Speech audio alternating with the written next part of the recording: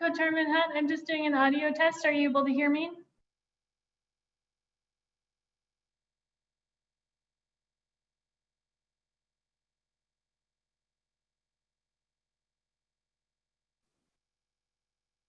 Committee members, are you able to hear me?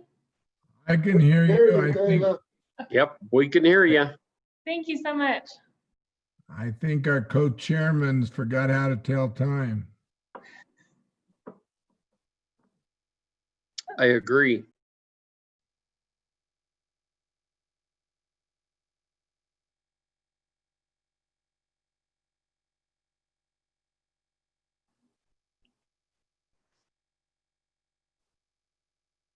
Can you hear us, Haley? You got your earphones on.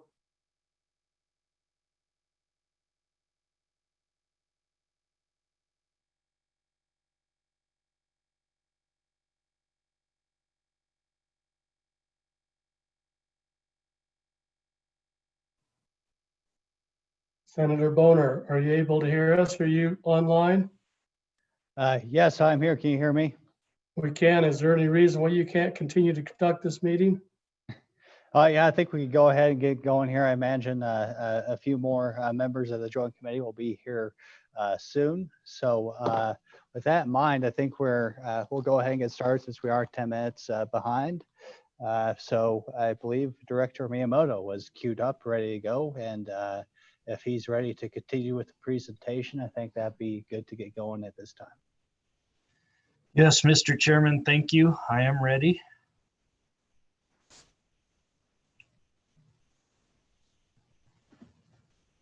I think this has a little bit of a delay. Can everybody see that opening screen?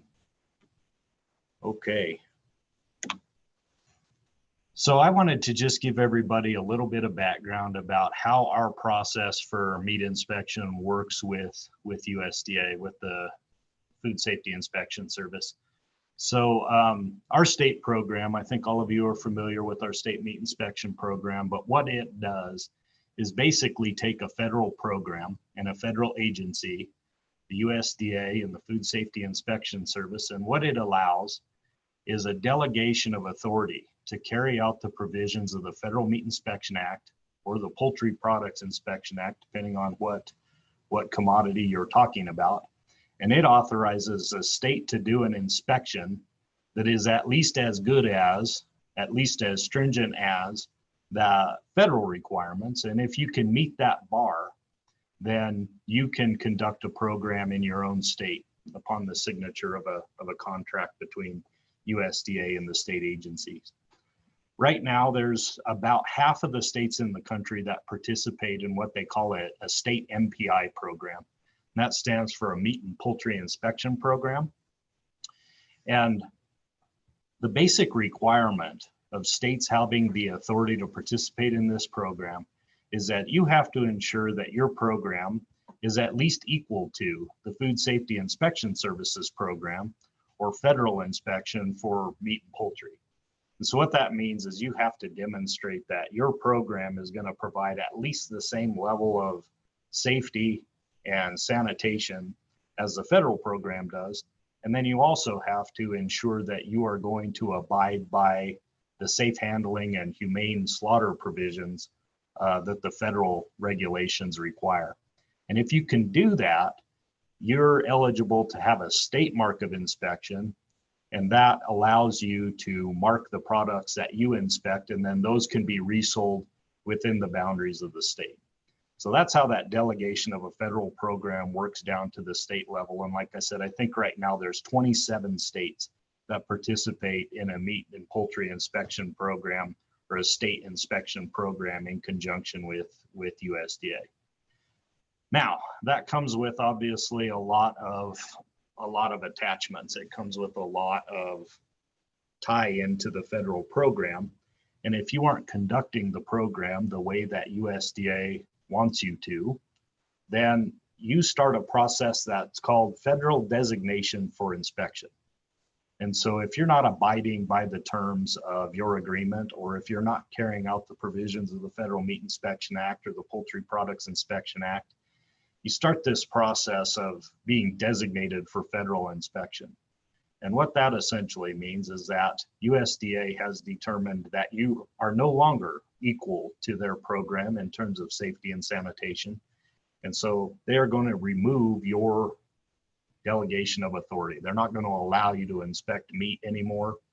And in that instance, the feds would begin the process of coming into those plants and replacing state inspection. But there's a lot of caveats to that as well.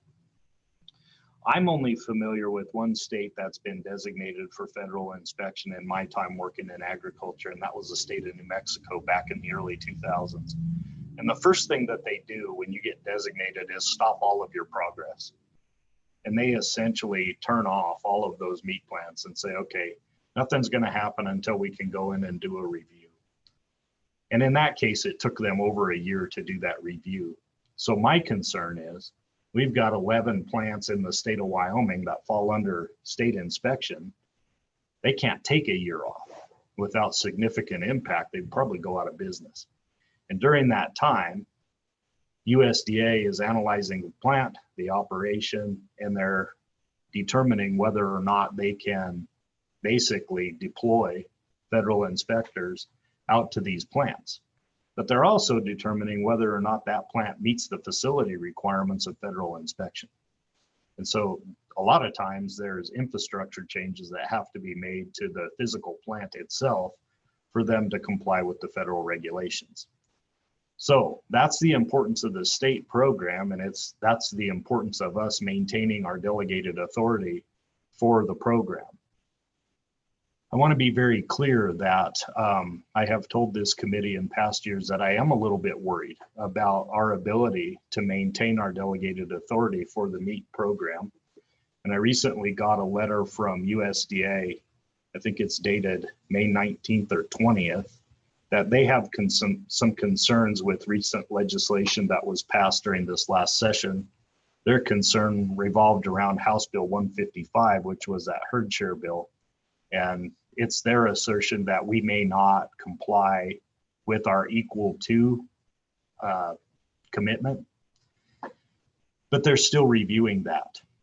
We wrote a response letter stating that it is our assertion that we do still meet the at least equal to status of federal inspection. And we list out our rationale in that letter, and we just sent that off on Friday via email. So we have a lot of conversation yet to have, but I think it's fair to say that USDA FSIS takes these cooperative agreements very seriously. This is a program that we receive annual audits on, and then once every 3 years, they come out and do an on-site audit and walk through randomly selected plants with us. Now at the bottom, it says, you know, the state may opt into additional cooperative programs as well. Recently, I've gotten a lot of inquiries about cooperative interstate shipping programs. And what that allows is basically the deputization of state inspectors that are given a federal stamp.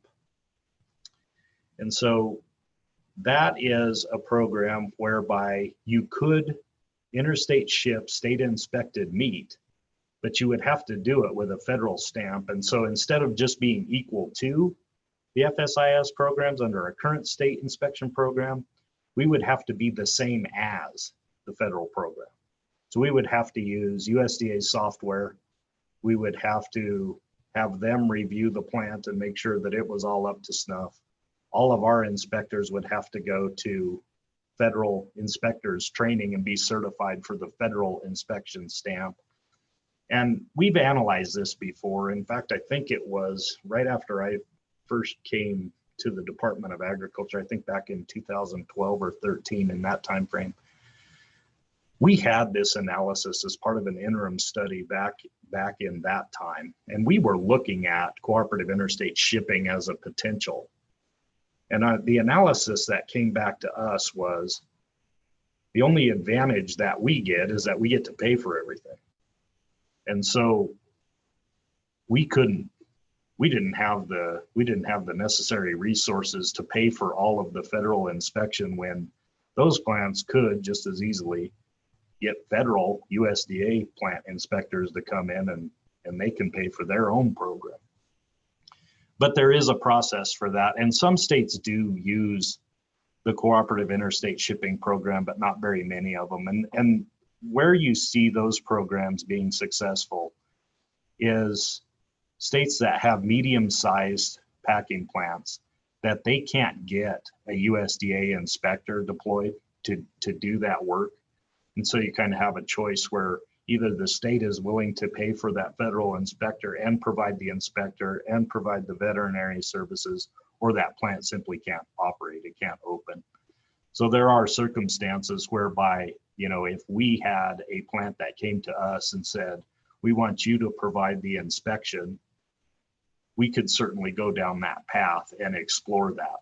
We've asked the plants that operate in the state of Wyoming about their interest in cooperative interstate shipping. And so far, the plants that I've talked to are busy enough to where that's not something they're interested in pursuing at this time anyway. Okay.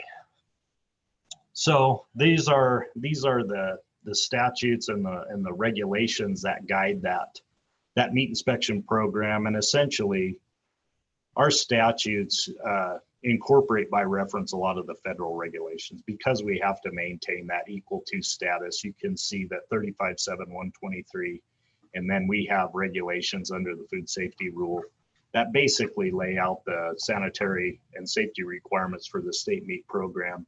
USDA reviews those yearly, and they take a look at our rules, they take a look at our regulations and our statutes, and they make sure that we're still in that at least equal to status of the federal regulation. And then they will continue to allow us to inspect meat for intrastate commerce. Now, this is a longstanding program in Wyoming. We've had a state meat inspection program since 1919, so it's 100 years old at this point.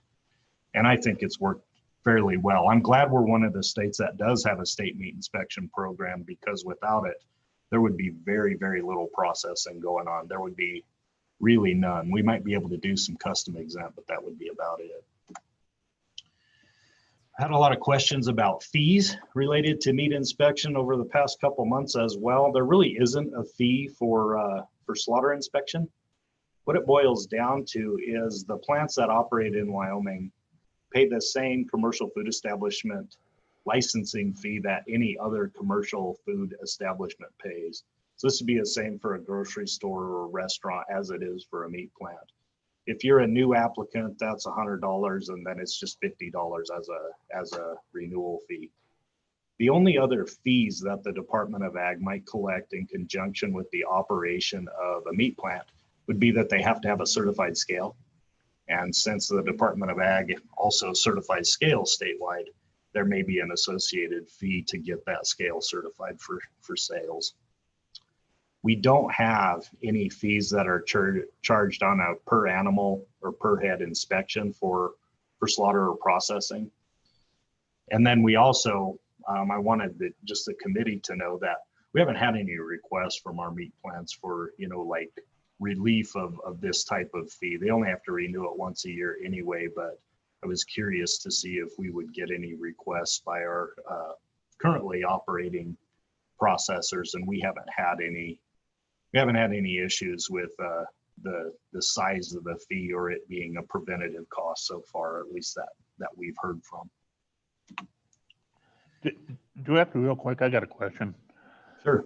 As pertains to the cooperative agreement that we've had since 1919, has the state always, over that 101 years, have we always been able to meet whatever new regulations or demands have been handed down from the state level? I mean, have we ever been in danger of falling out of grace of that agreement? Mr. Chairman, there have been a couple times where we have had you know, the kind of dialogue that we're having with USDA right now that I'm aware of, because I've been in the Department of Ag for a little while now. But the first challenge that was brought to WDA regarding our cooperative agreement was in response to an on-site audit that USDA had conducted in Wyoming back in I want to say 2015. And there were some plants that were operating around the state that they did not feel we had kept the right records, the specificity that they wanted, and had not adhered to the sanitary guidelines appropriately. So we had some agreed to items as a follow-up to that audit that said you will address these things. There was a plant that got temporarily closed by USDA during that audit. That was a plant that was operating in Torrington, and USDA shut that plant down during our audit. And then we had a bunch of conditions that we had to adhere to in order for them to open back up, and they never did. That was probably the most significant question with regard to the state's ability to abide by the provisions of the Federal Meat Inspection Act that I've experienced. And then now, just as of last week, I've got another letter from USDA expressing their assertion that they do not feel that House Bill 155, the herd share bill, would allow us to maintain our equal to status. And so that process has just started, and it's our assertion that we can still carry out the provisions of the Federal Meat Inspection Act, and we still can provide equal to status for the state of Wyoming. Fortunately for us, we're not the ones that get to decide that, but I would say that conversation has a long way to go. We've just started this conversation with USDA, FSIS, and so those have been the two times, at least in my experience with USDA, FSIS, where we've had some challenges about maintaining our equal to status. I have heard anecdotally from predecessors of mine that they've had a couple of run-ins as well throughout their, various respective tenures throughout time, but individual circumstances I'm not aware of. Okay, thank you. To give you guys an idea of the scale of meat plants in the state of Wyoming, right now we have 11 plants that fall under our state inspection, and they bear that state mark of inspection that makes them eligible for resale. So we have 11 of those plants that are scattered across the state. And then in addition to that, we've got custom exempt plants. And these are plants that do not have a state mark of inspection. The products cannot be resold, but they're for personal consumption. And so if you're the owner of those animals prior to slaughter, you're the owner of record, you're a rancher, and you're going to consume that meat on your own, you can take that animal to a custom exempt processing plant, have it processed. And in that scenario, every package of meat that comes through that process will say not for sale. And so, you've all seen that red stamp that's on each package that says not for resale. That's custom exempt processing. And that maintains, liability. You're not likely to challenge the safety or sanitation of that product because you're the one that's responsible for producing it. Now, that being said, those custom exempt plants, we still do go in there and we still do provide them a commercial food license because we do inspect custom exempt plants for sanitary conditions and that they have the appropriate facilities to operate cleanly. And so they do have a license, but they don't get that state stamp of inspection to allow them to resell the product that is processed in those plants. Then we also have plants that just do wild game. And obviously we don't have any jurisdiction over wild game. And so we don't have any authority to force anybody in any kind of agreement in the wild game only plants, but there are wild game plants that prefer to have a commercial food establishment license, probably for their own protection, for their own liability. But in that case, again, we would be inspecting for sanitary conditions and the appropriate facilities to operate cleanly. And then we can issue them a license on a voluntary basis. And we have a handful of plants that just do game and they opt to have a license from us. If you take a look at the Director, numbers, Sure. sorry to interrupt again. We got a question from Representative Clausen. Mr. Chairman, Director Miyamoto. Okay. You're not picking up.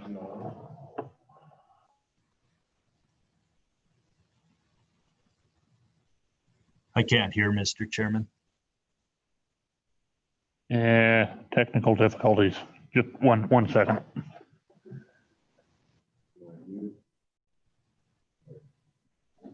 I'm good. Can you hear me, Director Miyamoto? Director Miyamoto, if a plant has a violation and you go in and shut them down for some reason, what's the problem? I lost you again, Representative Clausen. I heard if we go in and shut down a plant, and then that was the end of it.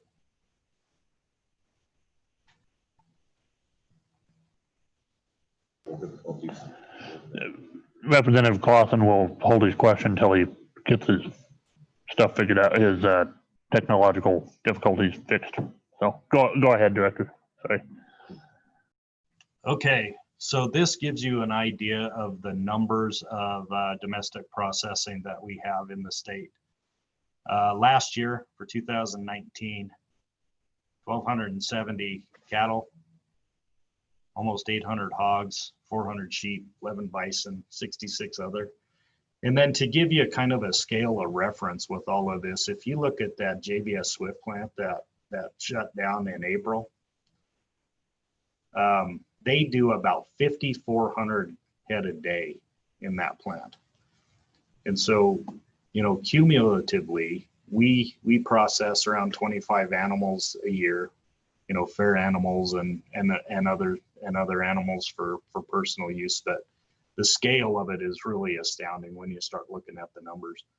But that gives you some idea about the plants that we have online now. And I was told last week by our Consumer Health Services Division that we've gotten additional inquiry for we have 5 more applicants that are at least at some stage of analyzing facility plans and wanting to pursue opening a meat plant. So that's kind of where we sit today.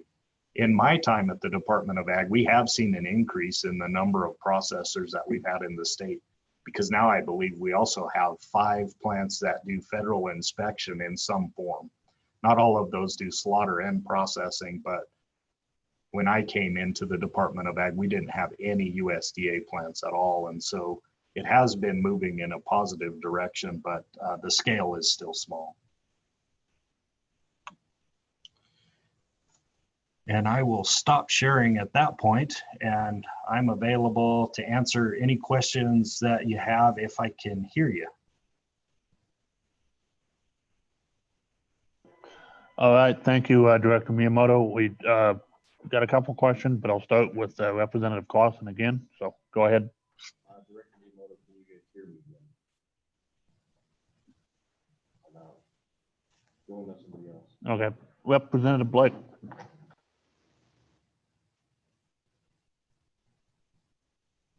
Thank you, Mr. Chairman. Can you hear me, Director Miyamoto?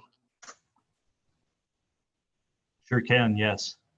Okay, so the 27 custom plants, no state inspector or USDA inspector inspects those plants, is that correct? Mr. Chairman, Representative Blake, those plants are inspected by us, by the Department of Agriculture. But we would only inspect those plants on an annual basis unless there were problems identified in our inspection that compelled us to come back and continue to look for other sanitary type of concerns. But typically, those plants are inspected and granted a sanitary certificate just on a yearly basis. And the difference is with a state meat inspected plant, we have to be in there anytime slaughter is occurring. So every day that they're slaughtering and processing, we have an inspector that oversees that entire operation. So that's the difference between custom exempt and state inspected, or one of the differences. Follow up, Mr. Chairman. Go ahead. Yeah, Director Miyamoto. So the 11 state inspected plants, if I own a cow, swine, whatever, and I get it slaughtered, and then it can be used, sold in a store, or can I take that and sell it at a farmer's market if it's slaughtered at one of those 11 facilities? Mr. Chairman, Representative Blake, if they have that state mark of inspection, they are eligible for resale in a store. They could go to a restaurant. If you could provide safe handling and safe storage at a farmer's market type of condition, they could be sold there as well. But you have to provide this chain of making sure that that stays cool enough, and at that point, yes, it can be sold anywhere in the state of Wyoming, though. Yeah. And just one more, Mr. Chairman, if you got, thank you. Go ahead. Do school districts, if they ever buy cattle or pork and have it slaughtered at 11 and then use it in their food programs? Thank you. Mr. Chairman, Representative Blake, yes, that does happen.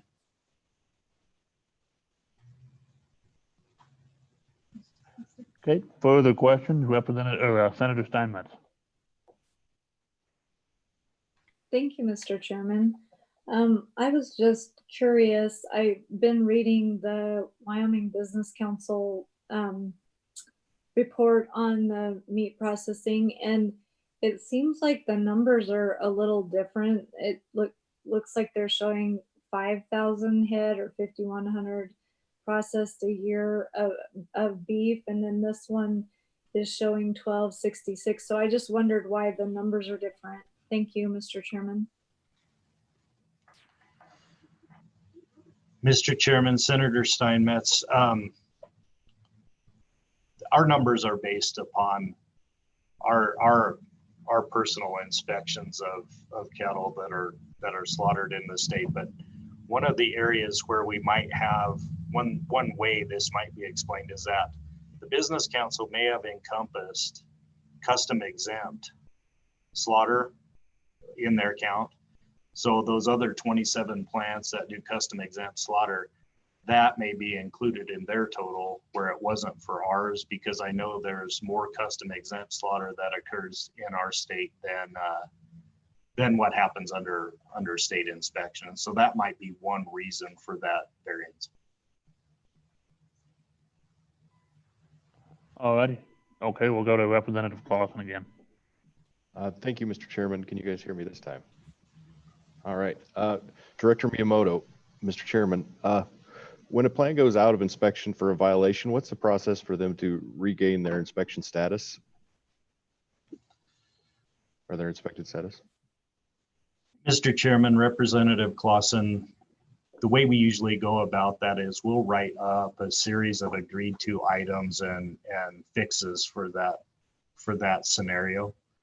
And we'll provide that to the owners and just list out basically what has to happen. And then we'll agree on a time when an inspector, or usually in a contentious scenario like that, we like to send not just the inspector that's responsible for the plant, but also a supervisor into that plant so that you have more of a neutral third party type approach to reopening. And we'll have a couple or three people go in there and make sure that we're all on the same page as to what needs to happen in order for that plant to reopen. And then we can reauthorize them to continue operations. Those folks that fall under that scenario also have the right to appeal that decision for closure. And so we have had instances here at the Department of Ag, not during my tenure, but prior to it, where a shutdown would result in an appeal. And in that case, that would go to the Office of Administrative Appeals, and then I would have to be brought into that as a final decision maker. So there's a process that's in place for reopening, but at the end of the day, the way I would characterize it, Representative Clausen, is that we would have to make sure that we were in lockstep with USDA, FSIS, make sure that we're maintaining our equal to status, and everybody is comfortable that the safeguards that we put in place for that plant are being adhered to, so that we keep that plant operator out of federal trouble and also keep our program in good condition, good standing with USDA.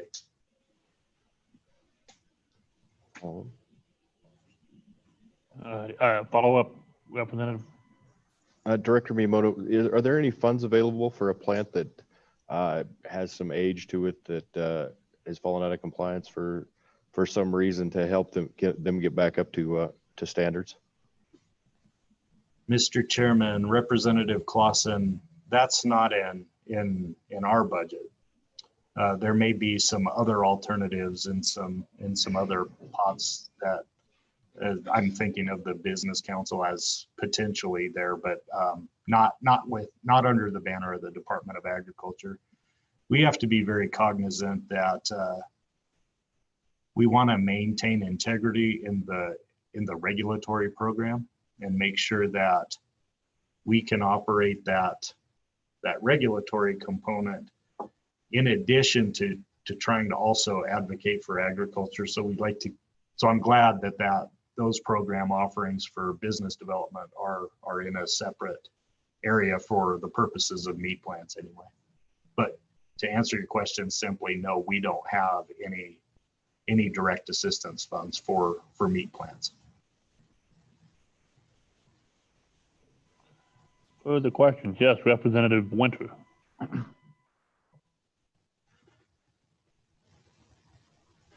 Yes, thank you, Mr. Chairman. Director, could you speak a little bit on horse slaughter plants, the situation with them right now nationwide and specifically to Wyoming? Mr. Chairman, Representative Winter, I can sure try. It's been a long time since I have done a lot of research on the horse slaughter topic, because as I understand it, USDA FSIS started foregoing grant of inspection for horse slaughter many years ago. And so the way that they've kind of put a stop to horse slaughter has been that they will not grant inspection to plants that want to conduct that activity. And so that doesn't have anything to do with us as a state meat program as an example, but the way that they've kind of stopped that process from happening is somebody will apply for a grant of inspection with the intention of slaughtering equids, and USDA simply will not grant them that inspection to allow them to conduct that activity legally. Now, has there been any movement on that process? Not recently. There's been a lot of ideas that have been floated around in Congress, and different ideas that have been floated about how to deal with excessive horse number problems, but to my knowledge, there hasn't been any official movement on that at the federal level.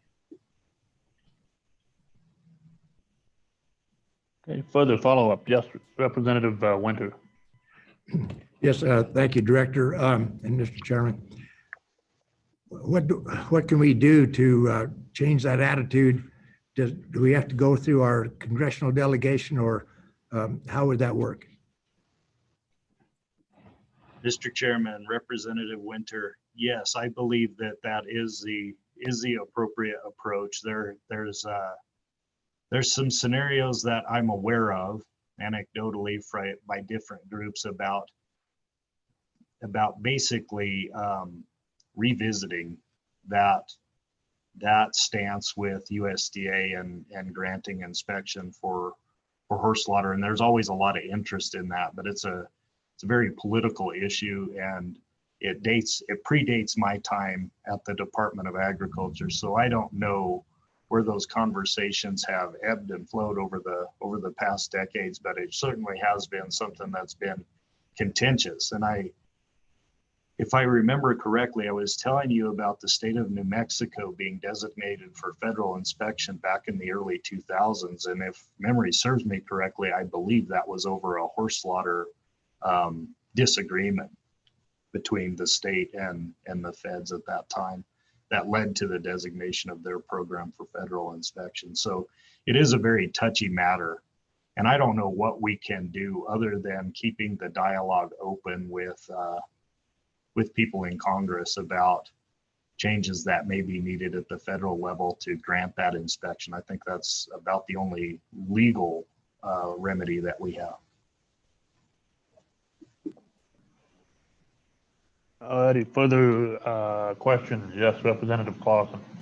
Mr. Chairman, Director Miyamoto, is there any provisions through the USDA to do like video inspection or video grading live stream instead of having to have a person actually there on the ground, or does somebody from USDA actually have to be at the facility? Mr. Chairman, for grading, I'm not sure. That's a different process than is slaughter inspection. So there's two different branches of USDA. The Food Safety Inspection Service is the branch that handles the slaughter inspection and the processing inspection. But then when it comes to meat grading, that switches over to the Agricultural Marketing Service. And they're the ones that decide whether or not it's going to be prime or choice or whatever the quality designation is. I have heard a lot of discussion about different ways that could be used for remote grading of carcasses, but I haven't heard that for slaughter and processing inspections. So I guess that's the status of it now. They also have some kind of unique approaches to grading.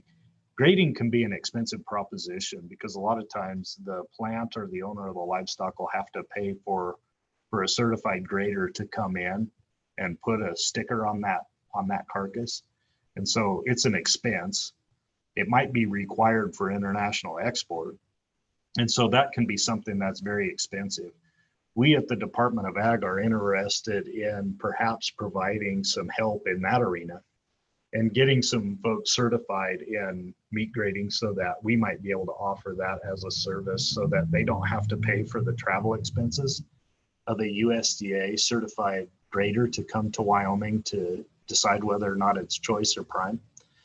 That's something we're really interested in. And I know that there's some universities that are doing some research on some chromatography technologies of being able to put a sample of meat in a chromatograph and determining quality based on very scientific analytics as well. So I think the opportunity for grading remotely is high, but it's hard to inspect for sanitary conditions and humane handling remotely right now.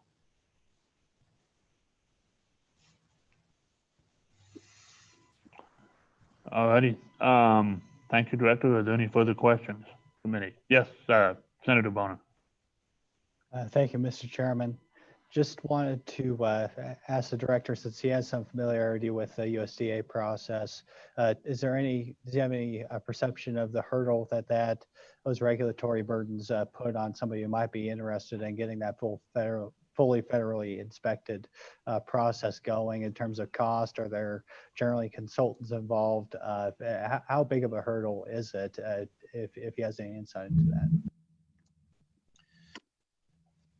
Mr. Chairman and Senator Boner, co-chairman, I would hate to lie to you and tell you it's insignificant. The process for dealing with the regulatory hurdles in the meat sector are significant. It's not an easy proposition, but it can be done. And I would say the most efficient way to clear all the hurdles are to get USDA FSIS involved at the very, very ground floor early stages of planning. Because whether it's state or whether it's federal, you have to submit your blueprints essentially for your plant, and they receive a review. And so much of your ability to get approved for federal inspection or state inspection hinges upon how that plant is built. And if everybody is on the same page early on and you have all the safeguards in place, right? You have your hand wash sinks put where they're supposed to be, your 3-compartment sinks, your hanging rail is high enough, your doors are wide enough, your coolers are spaced out where you can achieve adequate cooling. So much of it goes back to those plan reviews, either by USDA or by our folks, that the process is very, very much streamlined if the plan was reviewed right from the beginning. If they begin construction and then ask for a plan review, that's when we see problems that come up where, you know, USDA may say, well, we don't like the way this is arranged and we would like you to change it. And that puts people off on the wrong foot, and things go worse in that scenario. But we have had we've had old plants that have achieved USDA inspection, and we've had new ones that have also been able to do it. We're able to help shepherd people through that process that are interested in pursuing federal inspection, so it can be done. But to say it's easy would not be accurate on my part. Okay, follow up, Chairman Bonner. Thank you, Mr. Chairman. And so just, are there private consultants also that one can attain to go through that process as well? Mr. Chairman, Senator Boner, I don't know the answer to that. I can look into it though and let you know. That's a good question. I've never contemplated it before, but my guess is there might be some retired FSIS people or some people that have worked in state departments of ag in the past that could provide those services and actually be pretty good at it. So I'll get back to you on that if that's okay, because I don't know if that's currently happening or not.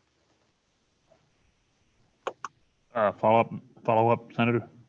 Yeah, just briefly, it seems to me that we might have some folks later on in testimony that might be able to answer that question. So we'll just keep that in mind. Okay, Senator Steinmetz. Thank you, Mr. Chairman. Director Miyamoto, I was just wondering, some of us have been doing some research into the mobile facilities and the modular facilities that are used to harvest animals, and they have worked with the USDA to make those compliance from the get-go. So I just wondered if you had any experience with any of those, one, and two, do you see that might be a way we could meet USDA requirements and with some speed and some accuracy and be able to get some plants USDA approved and up and running in fairly short order, as opposed to brick and mortar? Mr. Chairman, Senator Steinmetz, yeah, mobile plants have been a topic of interest for us for quite a while, and trying to figure out if that was something that would be doable for the state. We've had various entities that have at least expressed interest in that, and I think it could be viable. I mean, I think it's a viable option. The reason I like the idea of mobile slaughter is that we know that there are mobile slaughter units that exist as templates already. You know, there are USDA approved mobile slaughter units. They're usually attached to some fixed location as well for processing, cooling, that type of thing, obviously, that you have to adhere to. But there's templates out there for like the tub systems and you know, the kill floor type of schematics that are out there in other states that make the process a little bit easier, instead of, you know, building a one-off type of plant that you have to meet the constraints of what you can build in place. These mobile slaughter units could be replicated much easier, in my opinion, and you could use a mobile plant in another state as a template for your own, and have that dialogue with USDA right off the bat. How would you arrange this trailer? You know, what's the best path for us to follow? And then in that case, it makes it easier for them to grant you inspection and get you certified as a mobile plant. So I see that as viable for the state of Wyoming, and we've just not had anybody that's been interested in pursuing it to the end yet.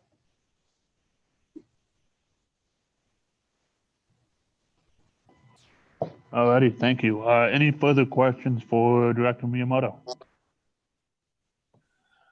Further questions from the committee? Going once? Going twice? All right, well, let Director Miyamoto wrap up here and move on to our next presenter, Director Steve True. But Doug, thank you very much for taking the time to give us this information and for sharing your presentation with us. And hopefully we can use that information to help us going forward. So really appreciate the help.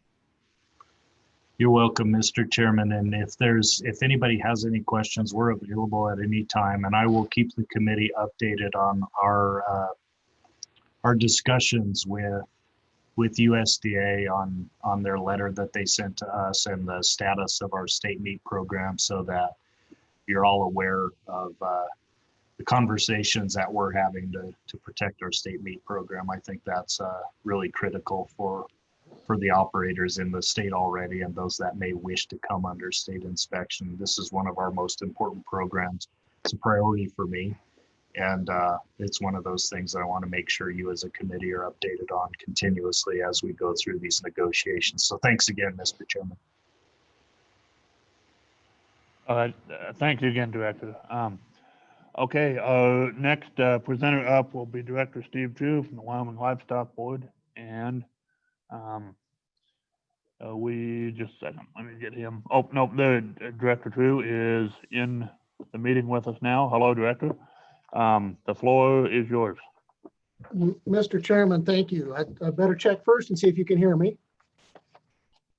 Okay, very good. Mr. Chairman, I'm not sure that I would give you much of a presentation. I think there's been some peripheral conversations with your committee based on some potential relief programs or possibilities for producers in the state.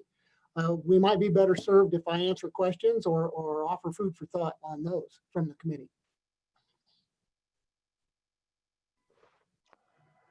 That sounds good. We'd be happy to take committee. Are there any questions for Director True? I guess I've got one concerning the various money that's available from USDA and just from the feds in general, that directly available to producers. Have you heard any feedback on how readily available the information is for folks to get if they want to sign up for that type of funding, that they understand how to go about getting that and who to contact and so on and so forth? Mr. Chairman, thank you for that. Actually, yes. Maybe a week or 10 days ago, Director Miyamoto and I got together and worked through the process and some information on that, shared information. Just briefly to give the committee some ideas, there was a thought that we could fashion a mailer and send out to the producers in the state. And I'm going to give you what we found out as we worked through that. Director Miyamoto and I both had contacted all of our media outlets and found out that they didn't require a press release because they were all going to run this information on their own. So we boiled it down to find out that basically what we would say is contact your FSA office because we don't want to confuse any of the details or get out in front of any FAQs that may be forthcoming from USDA on this program. So that would have been the information to carry forward. So once we determined that, I gathered up all the staff in the livestock, or the pertinent staff in the livestock board, and we worked through that issue of doing a mailer. Found out that by the time you work through our lengthy process of brand inspection reports, which carry no addresses on them, just an origination and a destination, work that back through brand recording and the 28,000 registered brands we've got, and tried to sort out duplicates and determine which producers would get that mailer. We'd likely be pretty redundant and awful late in sharing that information. So I reached out to the industry groups, found out that stock growers had reached out to all of their membership. Farm Bureau had sent out information to over 12,000 producers in the state. I'm a subscriber, and I'm sure most of you are, to things like the National Beef Wire or Cattle Facts update, and they have a full 3-page of all the pertinent ideas. So what we did then is reach out and to all those groups, reach out to all the sale barns, make sure they were posting and carrying the information, which 3 of the 4 were. We provided it to the 4th and they put it out. And we did email it to every veterinarian that's in our list in the animal health department to post in their facilities. And so we did all that and kind of stopped there because the private industry groups were doing a much better job and a much quicker job than we could have done as government agencies. So we just offered to all of them that we were in contact. We'll further any conversation you need to have or answer any questions we can, but we did not provide any other performance than that. All righty, thank you. I appreciate that, Director. Yes, Representative Taft, go ahead. Thank you, Mr. Speaker. Director True, is there, so what I understand, what you were talking about is probably federal funds. Is there going to be any state funds that are made available to some of the livestock producers? I've had several contact me wondering whether it was all spent or if the programs are not out there yet, or if they're out of that $3.25 billion, whether any of that's going to go to the livestock producers. Thank you. Mr. Chairman, Representative Tass, thank you. A couple things there. The 2 different programs, of course, the CARES Act, of which the legislature is determining the disbursement of those funds. You'll have to tell me if there's going to be some available for livestock there, and if we can help move that around or verify producer eligibility. And within the CFAP or the USDA money, there is, and that's the money that I was referring to, the mailer. That became last Tuesday was the first day for application of that, which is why we thought we would be late in getting that news, but the news was out there well the week before. We are not part of that application process. That's federal. How many Wyoming producers are making themselves available to that, I do not know. I have been in some conversations with producer groups and with some of your legislative folk regarding the potential of some CARES Act money being spent there. And that's probably where I started my conversation today, that if that is working around in your thought processes, maybe I can offer some food for thought or what our availability or how we can help in the verification of any of those events. Okay, thank you, Director. Committee, any further questions? Yes, Co-Chairman Bonner. Thank you, Mr. Chairman. I appreciate the discussion about the idea of using a very exhaustive list available to the Livestock Board to ensure that all the producers in the state are aware of the programs available to them. Just point out that you know, I don't think it's too late for the federal program. The application deadline is in late August. So yeah, yes, it started in May, but it goes for several months. And we're going to hear from the Business Council here as a part of the agenda as to how agriculture may or may not fit within the provisions of Senate File 1004. So we're just beginning. So in terms of the aid available directly to producers. So I think we do have an opportunity to make a difference for producers, a meaningful difference. And as Director True and I have talked about this concept before, I've made the point several times that with this sort of thing, the perfect is the enemy of the good.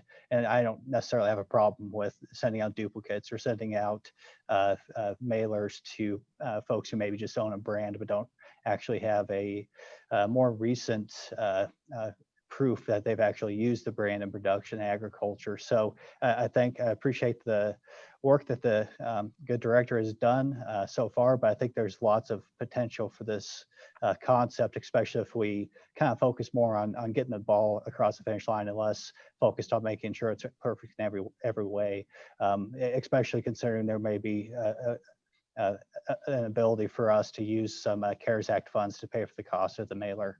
So I just like that to be something that the committee takes seriously and that the livestock board takes seriously as a very thorough way, maybe not the quickest way, but a thorough way to ensure that we hit every last producer that may be available for some assistance as a result of the market disruptions that are due to no fault of their own. So I don't think I have a question there.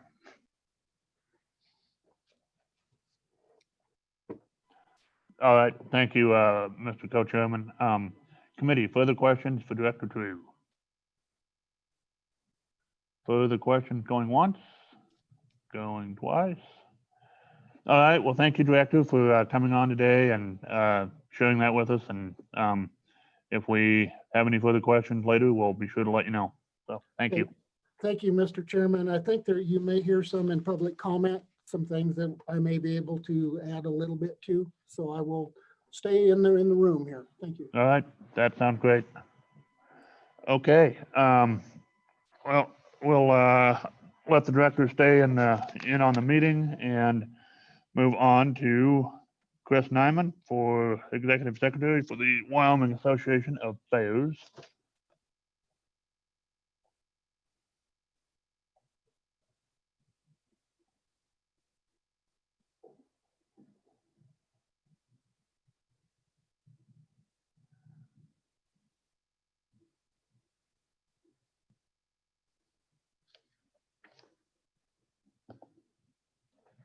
All right, and Ms.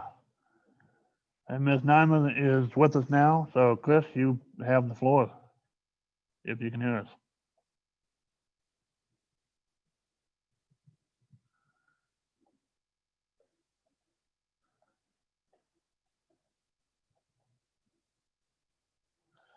Are we coming through on audio, Chris?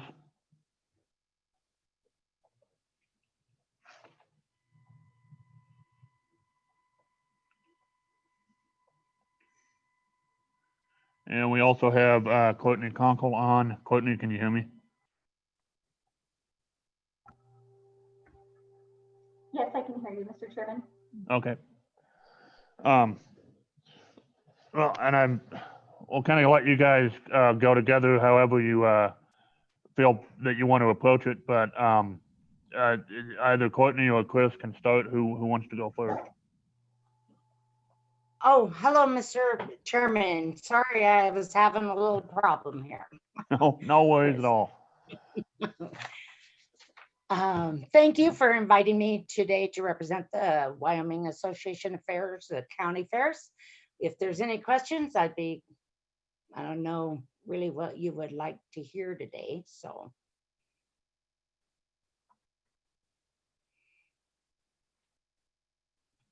Sorry, there. Then I was having trouble too. Okay. Well, I guess we'll just if there's nothing specific that you'd like to present, Chris, we'll just go ahead and get into questions from the committee. And I see that Co-Chairman Boner has his hand up, so we'll just start there. Okay, thank you, Mr. Chairman. I think we'd appreciate it. Just an overall overview of where our county fairs are at. Is anybody seriously considering a cancellation, and what modifications are the county fairs looking at? So if there's any specific counties that are seriously considering or about to cancel a county fair, that'd be something that we'd be interested in hearing. But in general, we're looking at ways that our county fairs are looking to modify their events to accommodate the events of the pandemic. Okay, as of this morning, there wasn't any that have canceled, like Central Wyoming, their 4-H and FFA are going to just do a show and go. Okay, everything else is, they are all about doing show and sale. The concerts have been canceled. Their big question right now is the carnivals, because I think the carnivals have safety things put out. And so that they're kind of concerned right now with carnivals and parades. But most of them are, they're ready to go with show and sale. And that's about, even with the interview static exhibits, they're going to go ahead and go with those just a little differently. So they're very diligent, and they find unique ways to do things. So, okay. Yes, Senator Bono, go ahead. Thank you, Mr. Chairman. Just a quick follow-up. What's a static exhibit? Can you explain that to the committee? Yes, Mr. Chairman and Senator Bono, static exhibits is art pieces that the 4-Hers or fleece that's collected, everything through 4-H or FFA.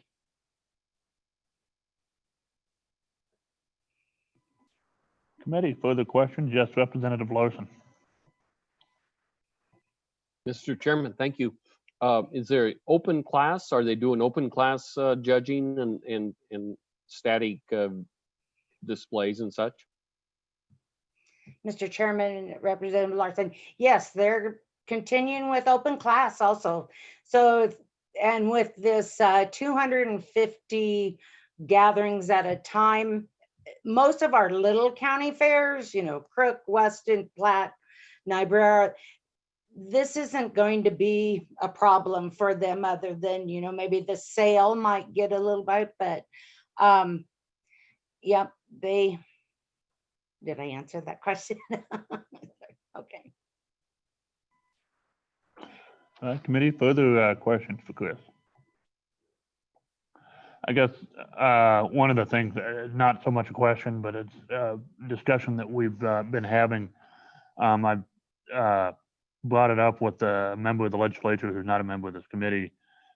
He was the one who brought it up to me a couple days ago. And then I've since had a brief discussion about it with Director Miyamoto. But as far as the sales go, has there been much discussion and if so, interest in trying to get together some sort of either Zoom technology or something similar in an auction format, similar to say Cattle Country Video, an online livestock auction, so that for folks who either to minimize the crowd, or if folks don't want to attend in person, that they can still watch their kids or their grandkids sell their animals and have a chance to bid on them. Because I mean, everybody here knows that we get those $6 and $7 a pound steers from grandma and grandpa running up the bid. So there have been discussion about that.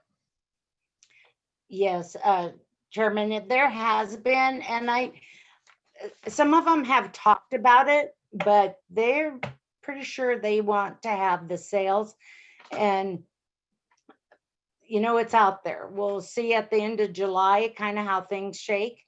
But you had talked about the meat processing plants. We were all worried that would be hard for these fairs, but come to find out, these meat processing plants reserve 2 weeks for the county fairs, which is great. Yes. So that's good news. Well, that is good news. I don't know that I was aware of that. So that's good to hear. Yes, Representative Tass has a question. Go ahead. Well, thank you, Mr. Chairman. It's just a comment. Surely by the time the fair season rolls around, the 250 limit is should be over with, and hopefully life can get on by the time we get into end of August, early September. Thank you.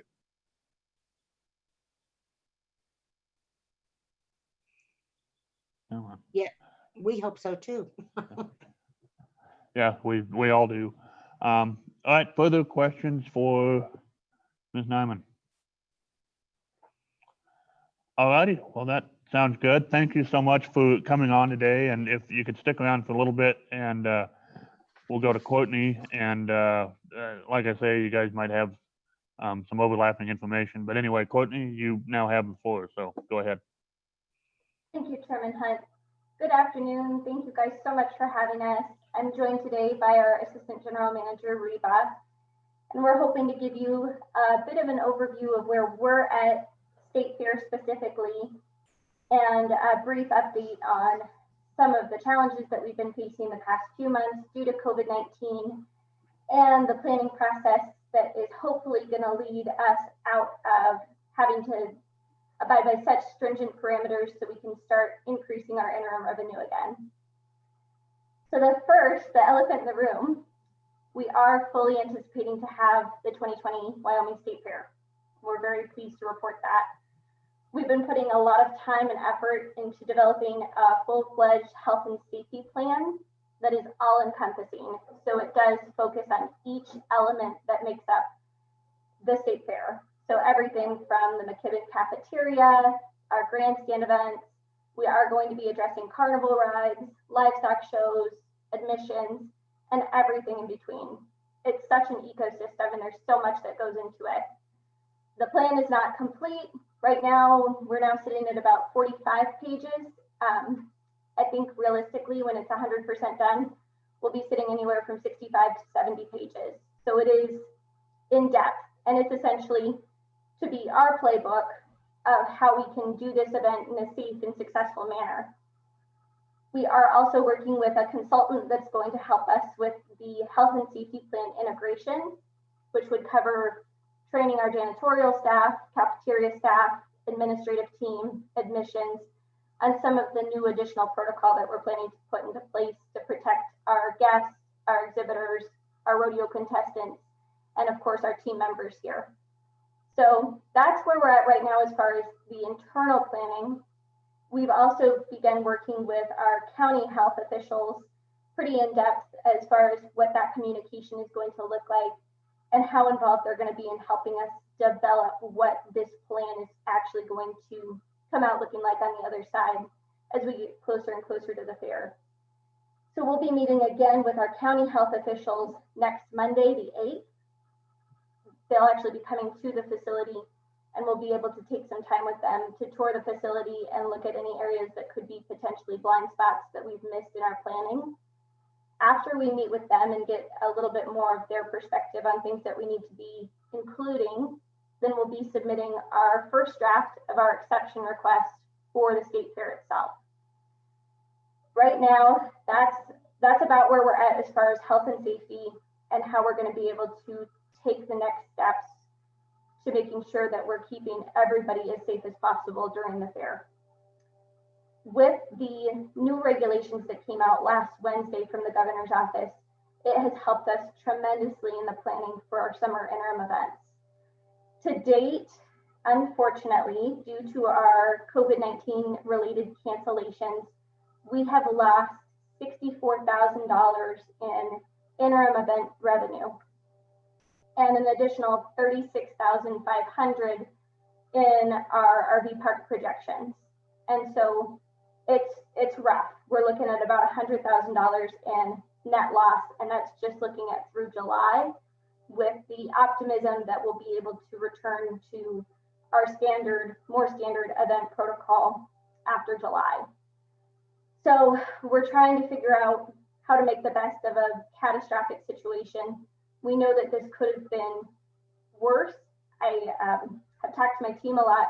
If we were 5 years down the line and where we hope to be as far as our interim revenue, this would have been very, very catastrophic. It's still not good, but we can hopefully bounce back from this. We were looking at being up quite a bit as far as our interim revenue for the calendar year of 2020, and now we're looking at being down a little bit. Nothing tremendous, but it is something that we want to be transparent with sharing with you guys, because it does obviously impact how we're going to go into the next biennium financially. On a brighter note, with some of the cancellations that have taken place in the last week, as far as major events, some of the feedback that we've been hearing has been regarding sponsorships and sponsors being afraid to commit during these uncertain times that we're all facing. And so Reba's going to report a little bit on where we're at with sponsorships for the 2020 State Fair before we open it up to questions. Is that all right? Thank you, Mr. Chairman. And thank you, Courtney. So I'm very excited to report that amid all of the COVID-19 pandemic and the financial restraints, we already have 14 of last year's sponsors committed again in agreement to sponsorship for 2020, several of which have actually increased their sponsorship level. And as it sits as of today, we are only a mere $30,000 from exactly where we ended last year. So that's outstanding news. There's several sponsors from last year that we still have yet to heard back from. We've reached out and actually they were going to take a lot of their information to their boards and they were going to make some further decisions there. So I look forward to hearing from them. And then of course we have reached out, and like Courtney mentioned, there's some new sponsorship opportunities because some businesses actually are not going to be giving where they had previously allocated in their budgets for. So there's plenty of opportunity to still make some more, and we both reasonably anticipate that we can actually outdo where we were last year.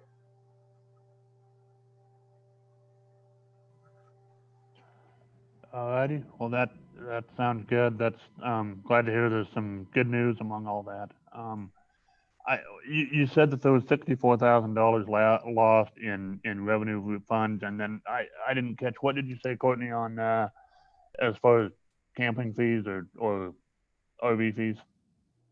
Mr. Chairman, from March through July of this year, we will have lost $64,000 in interim event revenue and $36,500 in our RV park projections, totaling just about $100,000 in total projection loss. Okay, thank you. I appreciate that. Okay, committee, any questions?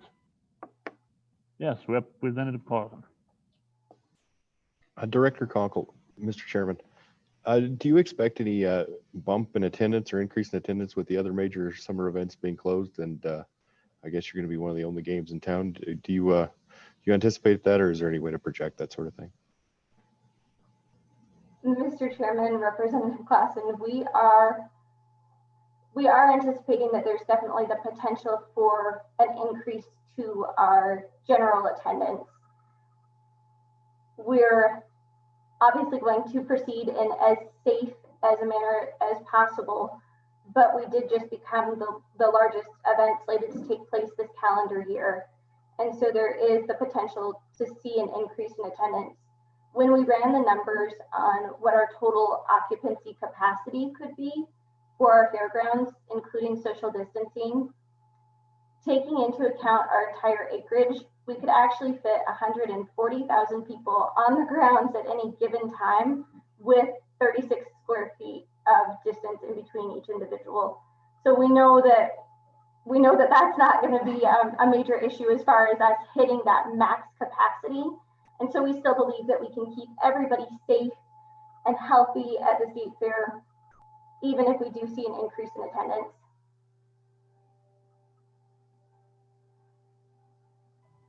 All right, Representative Blake. Thank you, Mr. Chairman. Director Conkle, could you send me your sponsorship levels, the amounts? I know a few railroads and a few labor unions that might be interested in sponsoring. If you could send me the list and the levels. Mr. Chairman, Representative Blake, we will get right on that as soon as we are off this call. Thank you very much. If anybody else is interested or has anyone that you think might want to be involved with the 2020 Wyoming State Fair, please let us know. We would be happy to share that information. All righty, thank you. Yes, we'll go Representative Clausen and then Senator Boner. Mr. Chairman, Director Conkle, is there an increased interest in vendors since other events are being closed and you're going to be one of the few that are still around? Mr. Chairman, Representative Klassen, we've already been getting a few calls since the cancellations were announced last week.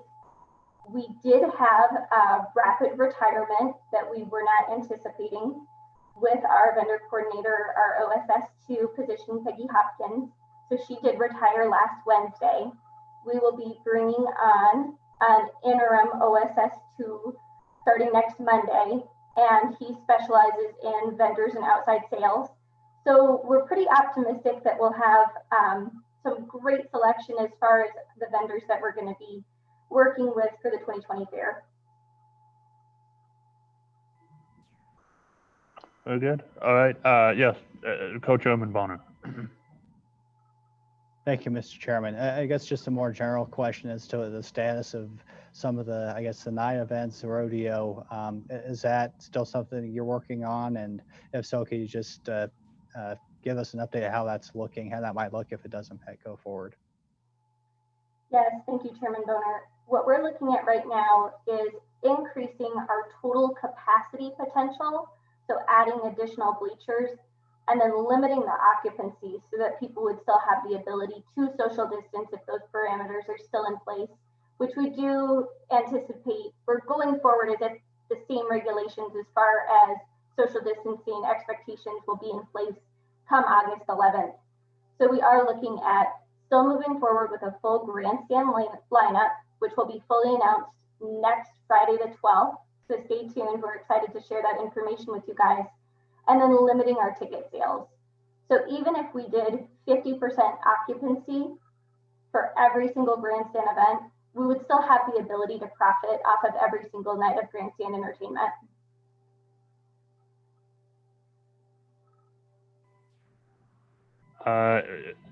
Senator Bonner, did I see you have a follow-up? Okay. Committee, any further questions for Director Conkle? All righty. Well, thank you very much for coming on today, and thank you to Chris as well. But really, it's just really heartening to hear from you all, and that to know that you guys are going forward with plans as you know, practically and as broadly as possible. And so, thank you so much for all of your hard work and for the work of your staff, and you know, keep it up. And so if there's anything that we can do to assist in any way, please don't hesitate to reach out and let us know. But thank you again for your time today and for the work that you're doing in your role as Director of the State Fair. So thank you so much. Appreciate it. Thank you, Mr. Chairman.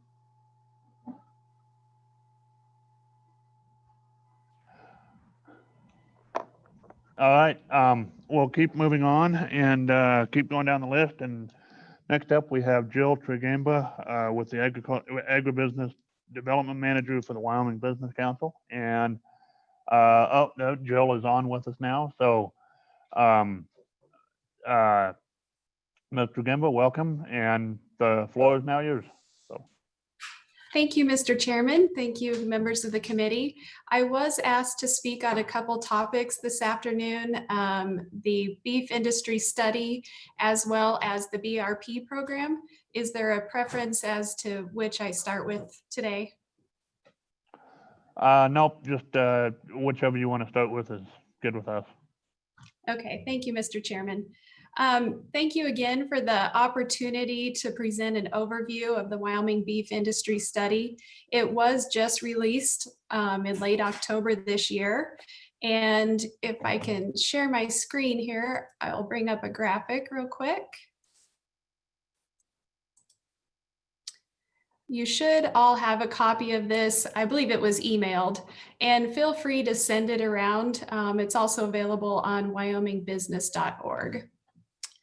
This beef market study discusses industry trends from a historical perspective of marketing cattle and the evolution of the beef packing industry.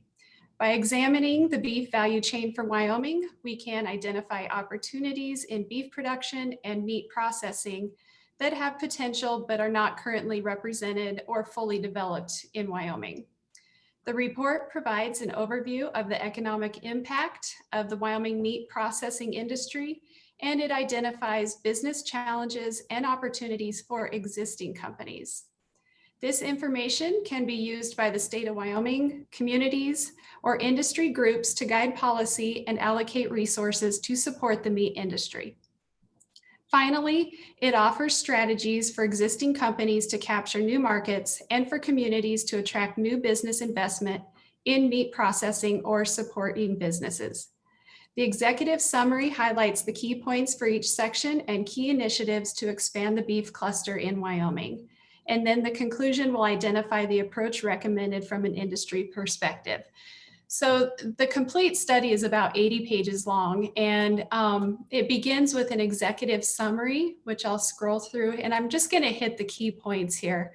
I think it's really important to point out that the objectives of the study focused around 3 main groups, which is the beef market, OFAL or offal product study, and the workforce.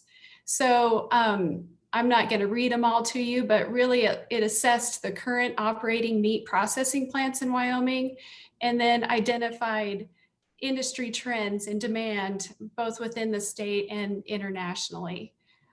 Second, within the OFAL product study, it looks at finding value-added opportunities and identifying value-added opportunities in Wyoming for disposal and further processing of the products. And we'll go in more depth in these groups as we keep going. The workforce study is also an important one, and it really just looks at where are we at as Wyoming and what are some of those needs within this industry. So Director Miyamoto went over the stats earlier, so I won't cover those. It's important to note right here, we talk the beef industry cluster a lot within this study, and what that really means is cattle ranching and farming is the first leg, animal slaughtering or harvesting, and then meat processed from the carcasses, and then finally rendering or meat byproduct processing, and that's also OFAL. So keep that in mind as it's referenced. The beef market, it's important to know that nearly every meat processing plant in Wyoming faces a shortage of workers. And that's not just a challenge in Wyoming, that's a challenge nationwide. And when you're looking to this bottom point here, the capacity within the facilities is much larger than what we're actually harvesting. And that's in large a reflection of workforce. Other challenges in Wyoming include availability of raw materials, cost of disposal of the byproducts, transportation, and then of course, lack of support industries. I won't go through trends and that kind of thing. You guys can read that or ask me questions if you have questions. Let's skip down to market opportunities for beef. Some things that were identified there were that small to mid-sized meat companies, they can realize much better margins without the disposal costs of OFAL. And Wyoming meat brands should target consumers who value convenience and independent restaurants seeking higher value meat cuts. So OFAL, if you're not familiar with what that term means, it's really just animal byproduct, and it falls into 3 categories: hides, inedible OFAL, and edible. In Wyoming, there's no established markets for OFAL, so the processors are paying to dispose of that OFAL that's generated from harvest. And really where the rubber meets the road is that it calculates to a disadvantage of nearly $150 per head for Wyoming processors. And when you start comparing that to the large processors, it's easy to see where there's a disadvantage for them there. The ability for Wyoming processors to trade on a national and international basis also depends on the ability to fill full load lots. So again, that's economies of scale problem where your efficiencies come into play.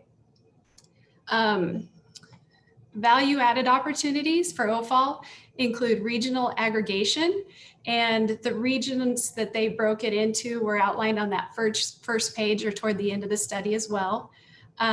There's opportunities within pet food manufacturing as well, and then alternative disposal methods such as composting and some other ideas there. Now workforce, the big one. They looked at what's the current wage cluster for within the beef industry in Wyoming, and what they found was that the wages are lower, and that's not even just relative to Wyoming, that's an industry thing. But in Wyoming, it's definitely lower. There's some ways to combat that with technology, looking at, maybe companies could evaluate cost savings in labor compared to capital costs if they were to utilize some technology.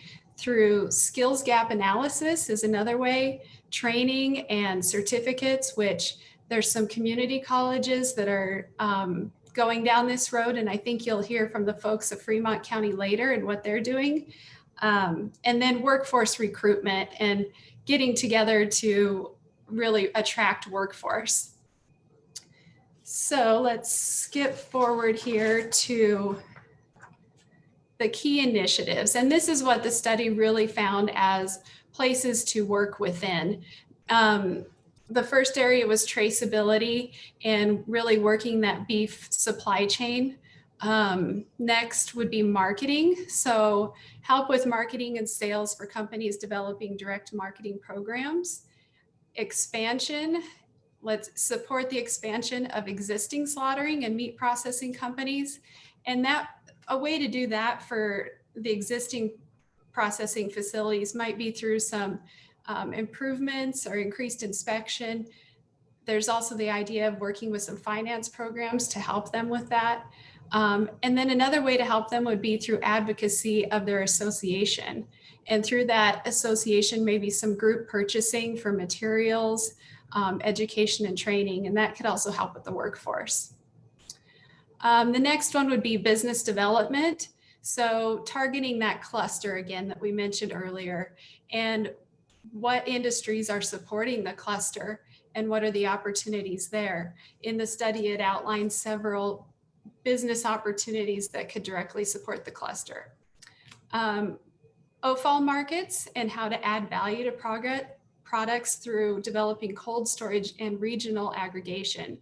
So if you could develop some cold storage, maybe you could get the Front Range rendering companies to come up and purchase the product. And then alternative disposal methods. You can read there how you could consider composting and such. Again, training and recruitment of the workforce, and really within the state, there has been some groundwork already laid to start moving that part forward. So in conclusion, in general, Wyoming has demand for beef processors under any inspection criteria, but the largest demand for beef processing is under USDA inspection.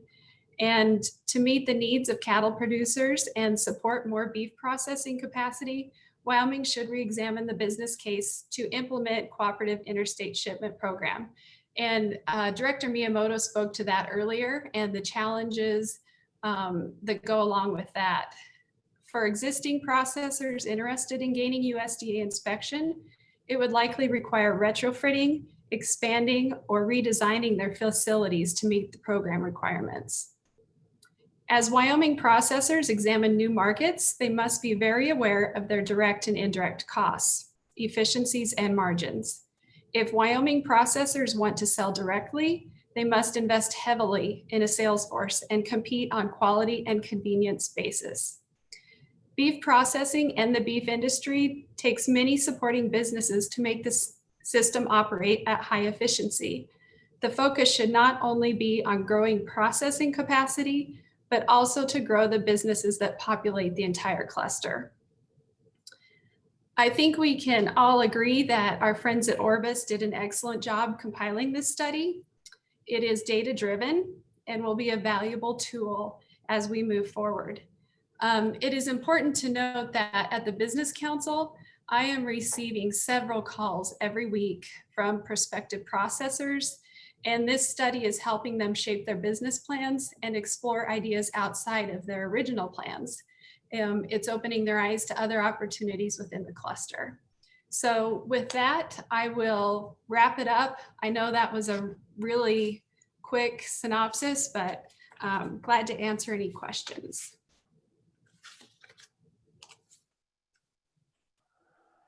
Alrighty, thank you so much, Mr. Gamba, for that presentation. And are there any questions from the committee? a second to scroll out. There we go. Question committee, anybody? Yes, Representative Clausen, go ahead. Mr. Chairman, Jill, are there any programs through the Business Council right now for processors to increase capacity or help out with upgrading the level of inspection or getting back into compliance if plants should fall out of its inspection because they're aged or anything like that? Mr. Chair and Representative Clausen, thank you for the question. When that was asked earlier, I started thinking my way through that. And I do believe we have a loan program that might work for that. That would be a really good conversation to have with our finance manager. And like I recommend to anyone coming at the Business Council with funding, a rock solid business plan will get you a long ways. So getting the homework done on the front end, and then we can figure out what program fits the needs.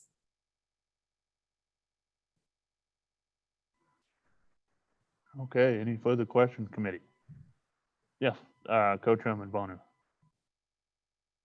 Thank you, Mr. Chairman. Appreciate the discussion about the importance of having a USDA inspected facility. And I asked Director Miyamoto a question before. Maybe you might be able to add some more information to it, Jill. It looks like there are private consultants that go around and help these facilities get through the USDA inspection process. I was just wondering if you were familiar with those programs available. And do you have any idea how much that would cost either a new business or one that is maybe existing that maybe wants to upgrade their capacity? How much does it take to jump through all those hoops and get that USDA stamp of approval? Mr. Chair, Senator Boner, thank you for that question. Director Miyamoto said it really well when he said it's not easy. And I think it's not easy for a reason, but there are consultants out there. I know, especially with larger plants, they work a lot, but I've got a couple names of people that I could certainly forward on and that can maybe help take people down the process. I also know of some mentors of people that are retired within the industry that used to process that have a lot of wisdom there too. And I think it's always better to not create the wheel, but go after those who've been there. Any follow up, Senator? Yes, thank you, Mr. Chairman. And, I agree that just a quick little Google search revealed consultants are available for large facilities all the way down to the mobile facilities that Senator Steinmetz has been discussing. So I think that has to maybe play a role as we look to draft legislation, something that has to be done quickly to help with the current distress within the supply chain. We have to, if we're going to move quickly, we have to, I think, take all the hoops we have to jump through into account and eliminate not necessarily eliminate the red tape, but move through it as quickly as possible. So I'm thinking of, say, the Wyoming Veterans Commission, something we already do to help our veterans through the VA process and other federal processes is frankly seems designed almost to keep people out of the system. So I think, yeah, just food for thought. I guess I don't have a question again, but as we move forward, I think we have to take this into account if we're going to increase our capacity quickly and in a meaningful way.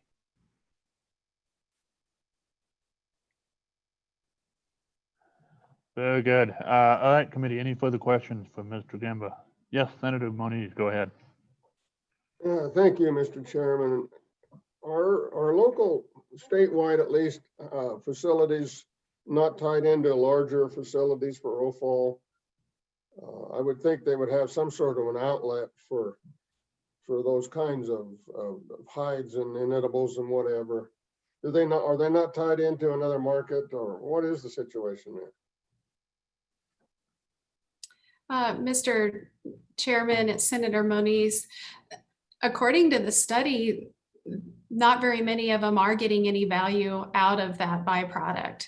So it really is just a rendering cost, and it's by the ton. So that's why the study cites that they are really sacrificing about $150 a head because there is no regional aggregation for byproduct. Does So that is there a answer way- your question? Yeah, is there a way we can help them there with that? I would think there should be some sort of an outlet. Senator Moniz, yes, the study recommends, establishing some cold storage regionally would be one option, because then it could all go to one place and be stored, and hopefully you could attract someone off of the Front Range to then purchase that offal. Another option would be to really shine a light on it and try and attract private industry of dog food manufacturing of some sort, and really try and capture some dollars there. But yeah, cold storage is one of the big things, and it could also play into the produce side of things too, if we had some storage for the produce folks regionally. So is there a move to help these people with the Business Council?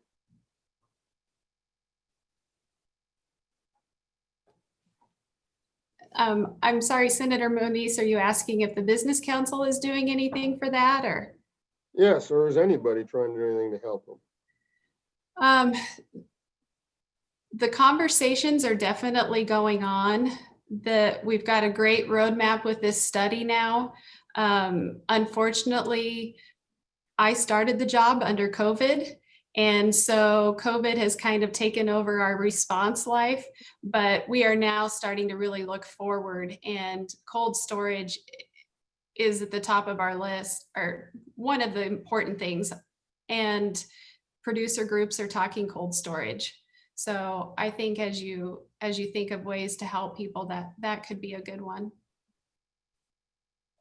One follow-up, Mr. Chairman, there seems to be a disconnect between what the price is for our producers as compared to grocery store prices for product and what the packers are getting.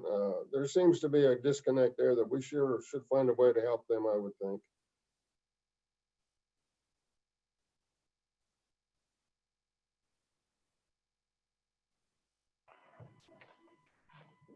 All right, are there any further questions or comments for Jill? All righty, that sounds good. Well, thank you very much for the presentation, Jill, and for the information. I believe we have that presentation that you shared with us in our meeting packet as well. So for reference material in the future, we should have a copy of that. So thank you again so much for your time today. Oh, wait, hold on. We got one from Co-Chairman Bonner. Go ahead. Yes, Mr. Chairman, I just thought that there's another half of Jill's presentation where we were going to discuss the provisions of Senate File 1004 and how they're going to be affecting ag producers, if ag producers would be available for that program, as it seems like the Business Council is getting pretty close to finalizing some of those rules.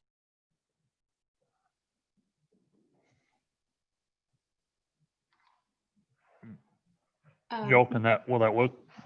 Yeah, Mr. Chairman, if I may, I'll proceed with my presentation on the Business Council's program we're rolling out. Go ahead. My apologies. Okay, I'm going to go ahead and share my screen again.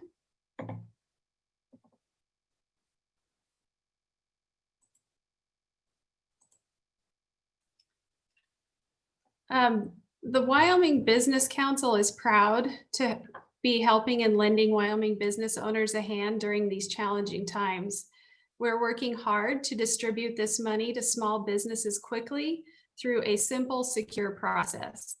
The Business Council Board of Directors adopted the emergency rules for the Business Interruption Stipend Program, one of the 3 business relief programs on this graphic, established by you, the Wyoming Legislature, on May 16th.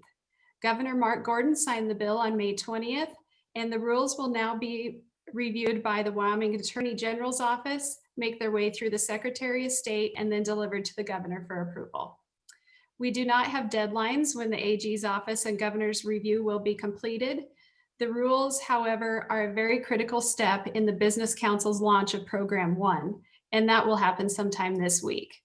We know the businesses need the relief fast, so we are working quickly to ensure secure and easy to use access. So right now we are working on program 1, and programs 2 and 3 are expected to launch in early July. Maybe switch to my.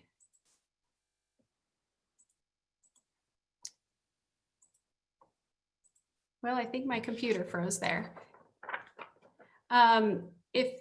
If we could go to wyobizrelief.org, it's WYOBIZRELIEF.org. That's the website that we are sending everybody to. So you can go to this website to see updates, facts, the program 1 map, draft rules, and links to register for WBC press releases and keep up with the latest info. It looks like maybe it'll let me do it now. Let's see here.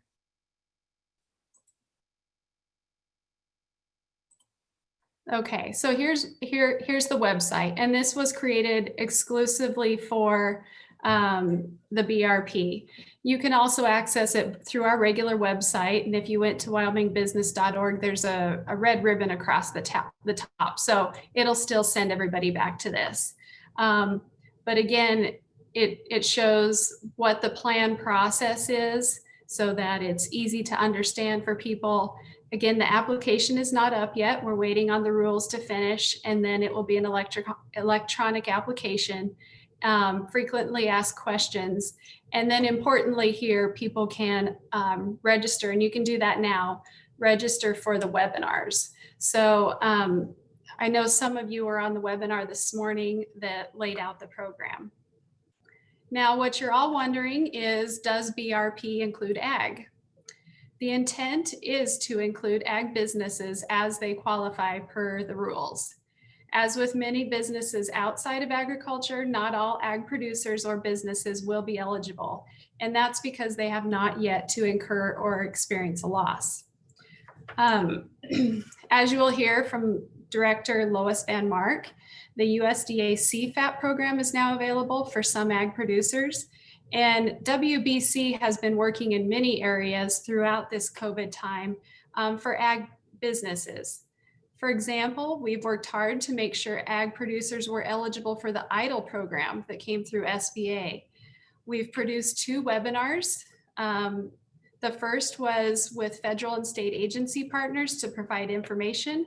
And the second was specifically with State Director Van Mark to launch the CFAP assistance. They were recorded and they're available on our website. Our work at WBC is ongoing with COVID relief, as we have spent considerable time in outreach efforts to get a good handle on what people really need. I will say, as a rancher myself, I'm very in tune with the challenges facing our industry, especially this fall and beyond. And at WBC, we will continue our work and efforts for agribusiness and welcome the opportunity to work on any ag-specific programs should they become available. Any questions?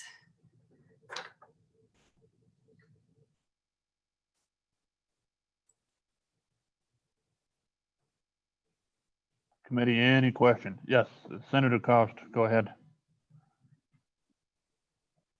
Thank you, Mr. Chairman. I have one question related to the farming, where our barley industry has been hit and they were only allowed to produce half of what they had contracted for. That's obviously going to be a loss. Are they eligible now, or are they going to have to wait to show something at a later date? Senator Cost, in order to apply for the program, when it launches, you have to show a loss at the time of application.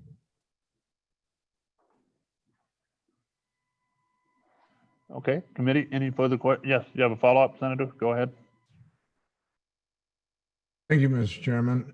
So if I was contracted for 400 acres of barley and I could only produce, or I could only plant 200 because they won't allow me to plant more than that, that's a direct loss. I would think that I should be able to show that now and be able to be compensated for that.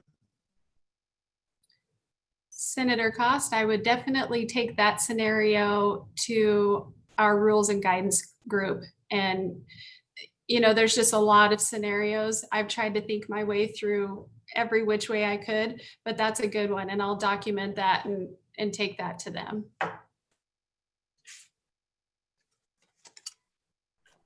Alrighty, thank you. Yes, Co-Chairman Boner. Thank you, Mr. Chairman. I appreciate the concrete example from my colleague from up in Park County.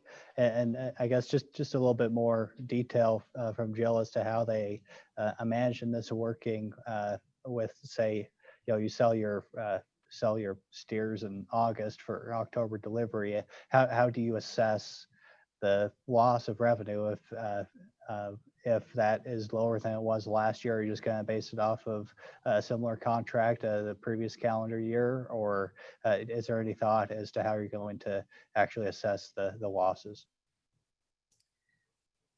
Co-Chair Boner, again, a good question. Ag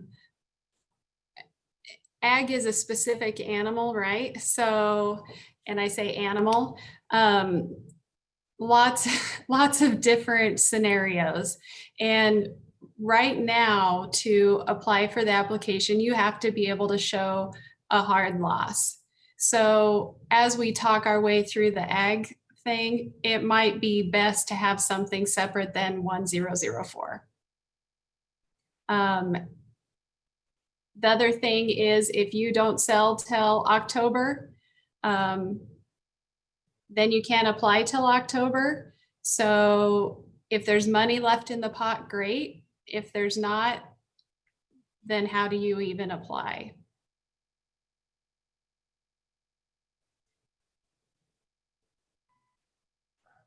Any further questions, committee?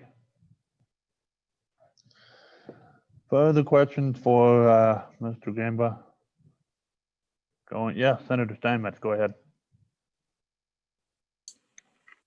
Yes, I'm just wondering if it would be helpful for you if we kind of mirrored what they were doing federally through USDA, if we had kind of our state mirror that, if that would be something that might work with a few tweaks.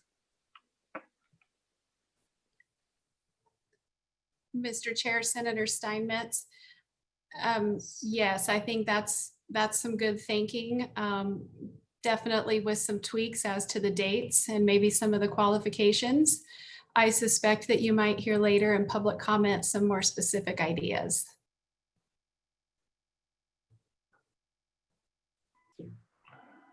Ready, further comment, committee? Further comment, going once. Comment going twice. All right, thank you, Mr. Gamba, for your presentation today. Sorry, I got ahead of myself there earlier, but appreciate all the information, and please keep in touch with us, you know, in the future for as we move forward and see what we as a committee come up with here. So really appreciate your help today. Thank you. Thank you. Okay, committee, do we, I guess real quick, we've been at it for almost 2 hours again. Do we want to take a quick break for 5 minutes or keep rolling? Okay, I'm seeing some nodding heads. So we're at 2:58. Let's be back here at 3:10. So everybody who's on deck, apologies, but we'll stand and stretch our legs and be back here in 11 minutes. So please turn off your cameras, mute yourselves.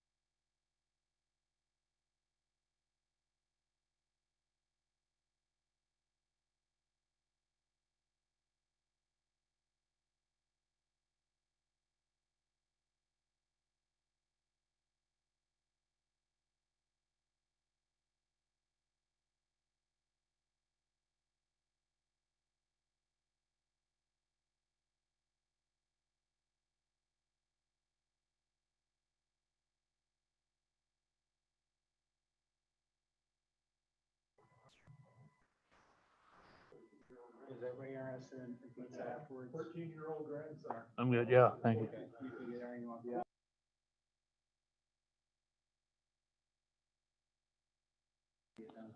Okay, we'll go ahead and call this meeting back to order. We're back from my break. So again, apologies for those of you who were sitting on deck waiting to be next up, but we'll get to you guys first. And for the members of committee, just a quick FYI, we're going to switch around the last two noted presentations. We're going to go first with the folks from Central Wyoming College. So Mark and Melissa and Jack, you're up. So who would like to go first on that? Raise your hand. Brad, yes, you want to go start us off? All right, I saw my my dean. Mr. Chair, in committee, we are delighted to be here today. And there's a whole lot that we're doing at Central Wyoming College, far beyond the notion of just workforce, although we do have an important role to play there. And we wanted to provide you some updates. Last year, about this time, I presented mostly within the context of the local Wyoming Food Coalition, some of the things that we're doing. And I wanted to quickly kind of remind the folks, and especially I think it's important because it ties into so much what has been said. And then I will kick it to Dr. Mark Nardine, who is with us today, and also Melissa Hemken from the college are with us. And so I don't know if it's possible, if you're set up for me to share screen. It looks like I can, if you don't mind. Absolutely. No, please go ahead. And yeah, I think you should. Yep, there you go. It's up and rolling. So take it away. So let's see if I can get this. Okay, so you can see that, I hope. The general vision is something that you see happening in other states where you just see the local grown element. And this is, I visited some family down in Colorado. You go to a local store or local Smith's, and they have all these signage about growing things locally. And it really does help your communities. And there's just another quick slide where I'm local, I'm local, I'm local.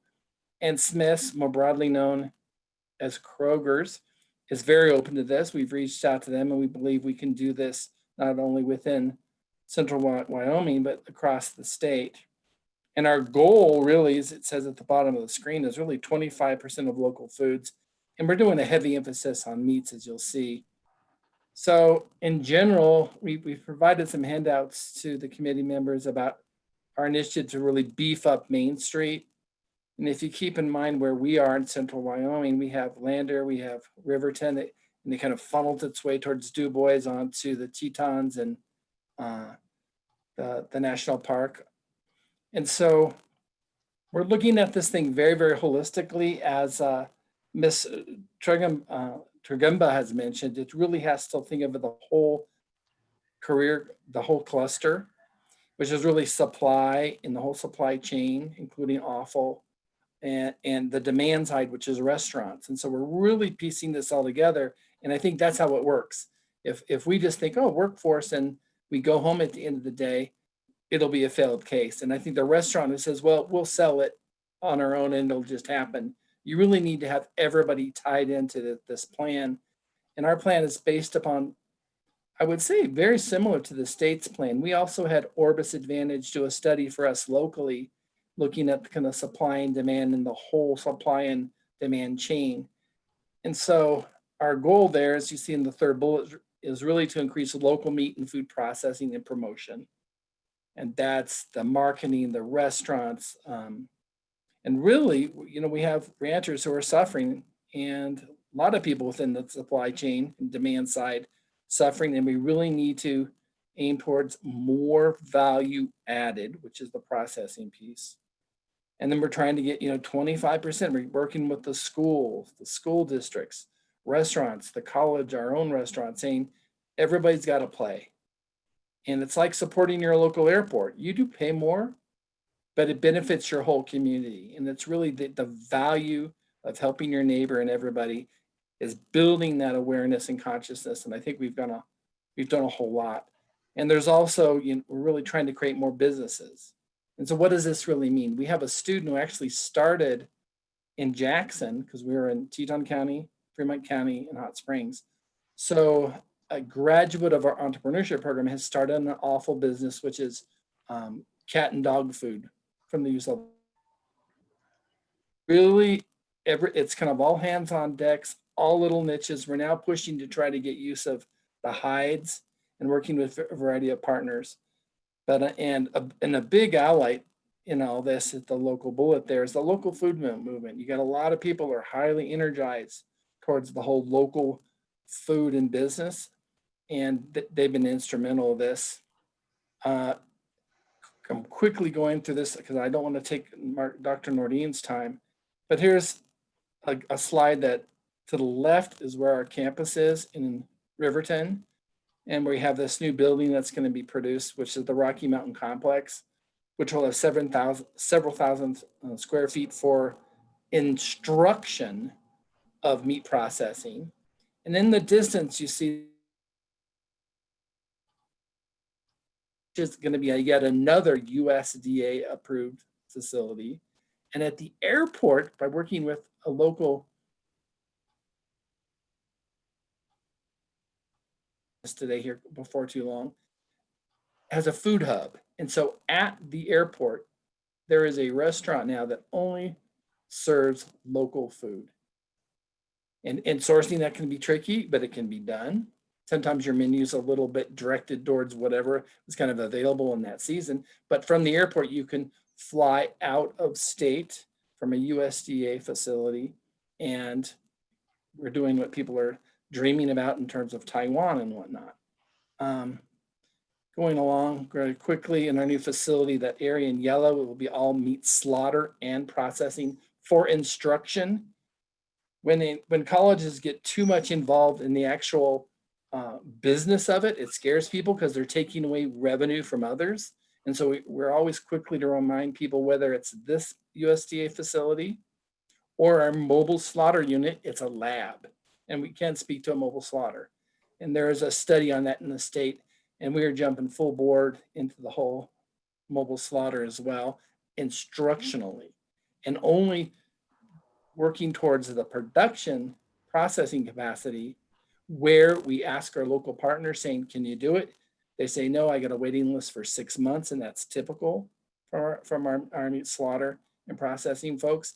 And they can thumb up and say, go ahead and do it in partnership with us, but we're going full bore into the space. I mentioned our tourism corridors of meat processing, supply, the ranchers and the restaurants. And so those two little ovals, you probably can't see it too well, are pretty much Riverton to Du Bois and Lander to Du Bois. And we have a list of about a dozen restaurants now who are playing. And we got different processors and different food groups that are saying, we're all in on this. And we're hoping to do a beef roundup, Wyoming's beef tasting on August 29th. And this is coordination with the whole supply and demand chain. This is just kind of a close-up because I could name you the partners, but I don't want to waste anyone's time. Articles in the paper say, meat processing is big. Just a reminder of that article. And then let me get out of the screen and stop sharing for a moment. Stop share. And let me just say that we're doing a whole lot. And I would like Dr.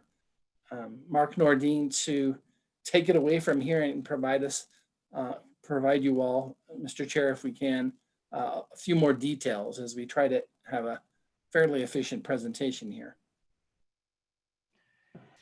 Thank you, Dr. Tyndall. Absolutely. Real quick, Doctor, committee, are there any questions from Brad's presentation? Okay, take it away, Dr. Nordin. Thank you. Thank you, Mr. Chairman and committee. We appreciate having this time to be able to come to you and kind of update you on what we've been doing here at CWC. Dr. Tyndall has already brought in some of what we've been doing, and our hope is to be able to kind of fill in the rest of the story. With me, so again, I'm Mark Nordin. I'm the Dean of the Arts and Sciences Division. Why am I here? It kind of seems like odd that Ag would be there, but Ag is a part of my division. So that's why I'm here presenting today. With me, besides Dr. Tyndall, is Melissa Hemken.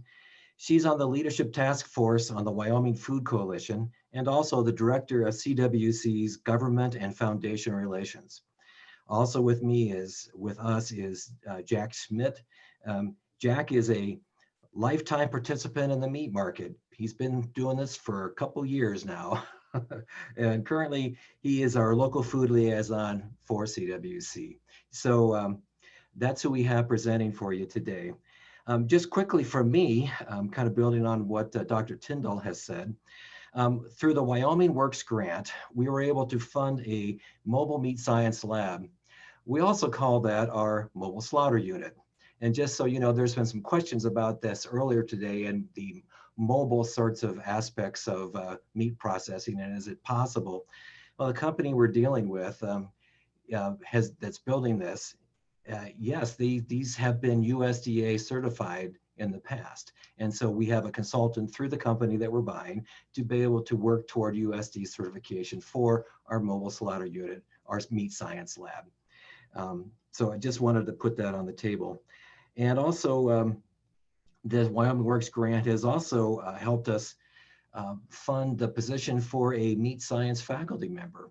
So we've been doing searches this summer for not only our meat science, but also for another ag position. And we hopefully will know real soon whether or not we actually have that position in place, but it looks pretty good at this point. And then also the Wyoming Works grant has been funding some equipment for us for the RMC, the Rocky Mountain Complex. And so a big part of this, of course, is equipment that we need for the meat science laboratory. So it, as Dr. Tyndall had showed you in the presentation, we're pretty excited about that. It's a state of the art. The architects have been quite helpful in putting together what should be certified fairly easily. So also what we're doing is we are hiring, our agriculture professor decided that he was really more of a high school teacher than a college professor. And so he went back to his old job, you know, as an ag teacher at Riverton High School. So as a consequence, we are now hiring a new faculty member to replace him, and we should know on that position here anytime soon. So the searches are done, the offers are out, we're just waiting to close the deal. And one thing that we're pretty proud of, which goes right along hand in hand with the meat processing economic development that we've talked about with Dr. Tyndall and what I've been hearing a lot of today, is that we have created, in conjunction with our agriculture advisory committee, so local ranchers and also meat processors, a meat processing certificate. It's a 15 credit certificate. We're a college, we deal in credits. And so it's a 15 credit, which is basically like a 1 semester long certificate. And the idea of this is workforce training. And that's what we're planning to do with that. So anyway, we're pretty excited about what we're doing. Those are just few of the things. Melissa and Jack will be filling in more details on that. And Melissa will be up next. Thanks, Dr. Nordine. Hello, Mr. Chairman and committee. So I'm Melissa Hemken. I'm the CWC Government and Foundation Relations Director, and I also serve on the Leadership Task Force for the Wyoming Food Coalition. First, though, I'm going to speak about the college's Wind River Farm Business Incubator that we're looking to open at the college's Alpine Science Institute outside of Lander. And it's a former UW egg experiment station. Some of you may have visited over the years. If it wasn't for business, maybe it's for a wedding. There's a very beautiful orchard up there. So from the late 1800s to the 1940s, UW had that property as the experiment station. It's a 127-acre property, and CWC holds irrigation rights for it. It still holds remnants of that orchard, which used to be a 2,000-tree orchard. So it's got a lot of heritage on that property.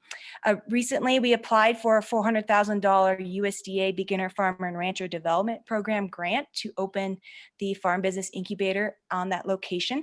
And how farm business incubators work is There's mentoring, there's business planning training. It's a way for them to access support services and the land. So we will be leasing out farm plots at below market rates to give beginner farmers a toehold in the business and to learn to get their business launched. How farm business incubators generally work is that participants that are there for 5 years. So they have 5 years with this support system, and then they are graduated on out into other locations to continue their farm business. At this time, we are looking more at fruit and vegetable production, which we all know is a little more complex here in our climate. But when UW had that property, they even had a vineyard up there. So it definitely is possible. It does take more knowledge. And so we're looking at how we can educate folks about how to do that. Again, basically picking up the heritage that used to be on that property and that farm years ago. So we're excited to hopefully launch that here in fall 2020. We do need that funding from the USDA. So cross all your fingers. We'll know here in June if that's been approved. We have done a lot of studies on the community need for such a farm business incubator. And along with that, we were looking at the economics of it. How much fruit and vegetables can you sell in a small town of Lander or Riverton? And reality is we eat a lot of fruit and veggies, which is good, right? We need to be healthy and nutritious in our diet. So we were able to find data through Esri that in 2018, annual sales of fresh fruit and vegetables in Lander were $2 million. And in Riverton, it was 3.1 million. So we're all eating healthy over here, so that's good. And there's also opportunities with increased interest in local food. Riverton supports 2 farmers markets throughout the summer and 1 year round. Lander has 1 in the summer and they continually sell out of products. There's also CSA opportunities here. And with COVID-19, there's been a lot more conversation of, oh, it's taking longer for things to be shipped in. Unfortunately, COVID happened in March. So if you didn't have a greenhouse, you weren't able to take advantage of how people were looking for more fruits and vegetables at that time. But the Farm Business Incubator will be including greenhouse education. We already have a hoop house up at that facility, and we look at teaching folks on greenhouse construction. I live north of Lander. We've had lots of wind this year. You guys live in windy places, probably in Wyoming. And you know that greenhouse construction here, there are ways to do it, but you do need to do it wisely. So those are some of the things we're looking at to help small to mid-scale producers in Wyoming. Real quickly, I'll give you an update in the Wyoming Food Coalition. So you remember that last fall, we came and joined you in Du Bois. Dr. Tyndall and Mr. Tim McAteer talked about the Wyoming Food Coalition just launching last year in 2019. In December 2019, we had nearly 100 attendees at our first summer in Casper College. So that was a great, gathered folks from Gillette to Jackson to Cheyenne. So it was great to have all those voices there. And through that 2-day work session, we formed 8 working groups aligned on the priorities and the needs around the state. So I'll just name them real quickly so you kind of get an idea of what we're looking at. Vibrant farms and thriving local communities. That's very producer oriented. Strong indigenous communities. And that's a lot of folks who are working with the Northern Arapaho and Eastern Shoshone tribes. Healthy people. That's a lot of folks with the food banks and food insecurity. Sustainable ecosystems. They're looking at more at climate challenges and soil health. Infrastructure, distribution and promotion, and those folks are looking at markets and how do we transport food from say a enclave of lots of producers to a larger town of Casper where they have more people to eat the food. And so they're looking at trucking and things like that. Fairness and justice. The policy committee, of course, is looking at how we as a state can help food and agriculture, and strategic communications and outreach. And so each of those groups have representatives from across the state that are talking about what they see as challenges and benefits of being in food and agriculture in Wyoming. So the working group chairs of each of those groups, they joined the steering committee that launched the coalition, and that's now what we're calling the Leadership Task Force. I would like to point out that Tim McAteer, the co-chair of the policy working group, joins us today in the audience, and he's excited to continue chatting with you all as we move forward. Through the winter, we established the mission, vision, and values of the coalition. The vision, we envision sustainable local food economies in Wyoming that are diverse, thriving, and equitable. The mission is to strengthen local food systems by connecting stakeholders and amplifying their voices so that Wyoming producers, eaters, and environments thrive. Recently, the coalition applied for a $250,000 USDA Regional Food System Partnerships Grant, and that will hire a part-time coordinator and fund the continued coalition development. Right now, a lot of folks are doing it in addition to their main job, kind of like I am, and Brad and Jack, and we look forward to having a paid person to kind of herd our cats around and keep our momentum going on. We would like you all just to take notice that the increased demand for local aid products and the result of COVID-19 just showcase how much we can provide here for food in Wyoming, and that we should, the coalition can help pull that all together across the state. So thank you, Mr. Chairman and committee. I'll hand it back to Dr. Nordin. Thank you, Melissa. Next up, Mr. Chairman, is Jack Schmidt, who's going to be talking to us about the post-COVID-19 system. Thank you, Mark, Mr. Chairman, members of the committee. I'm kind of the non-academic on this little crew. You can probably tell by looking at me that I'm just an old cowhand, but I have been around. I've been down the block.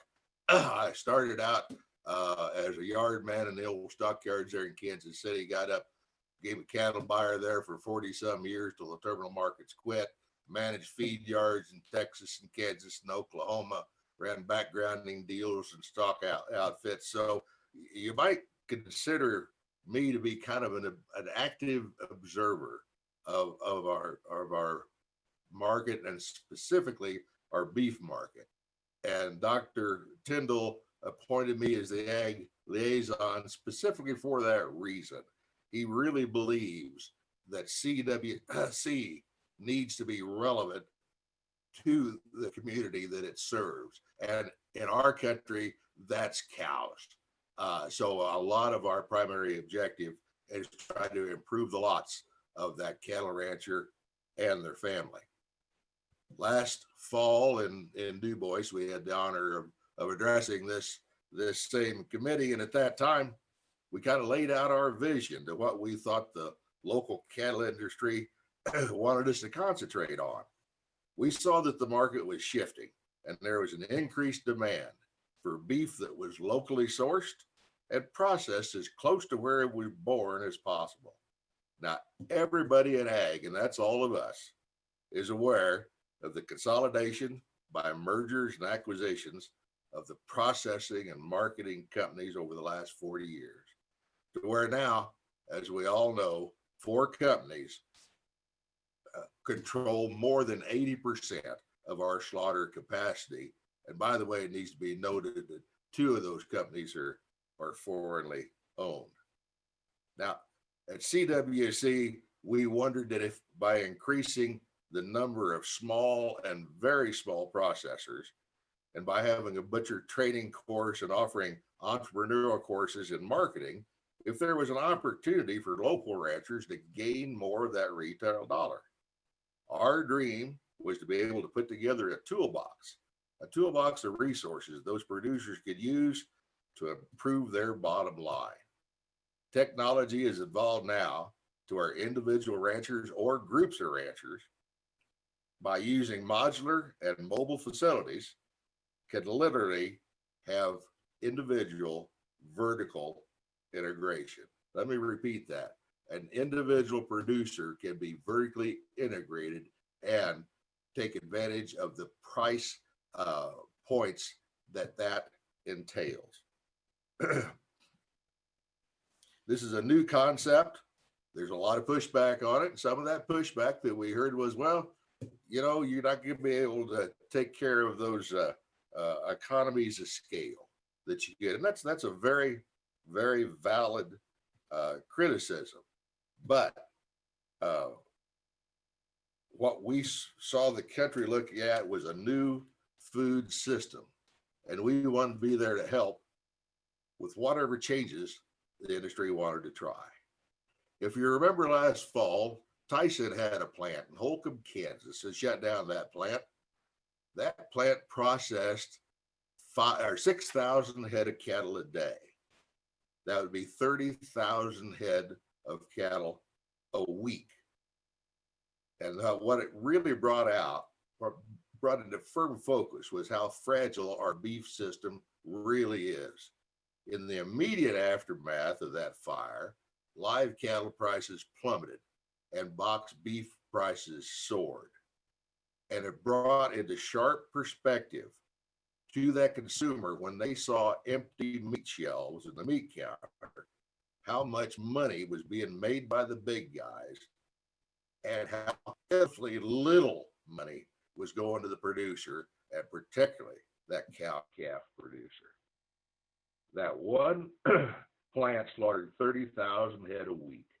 So we asked at the time, you know, maybe instead of the country rebuilding that 130,000 head plant, why don't we build 1,000 independent plants all over the Rocky Mountains that'll handle 30 head a week? And what would that do to their economy?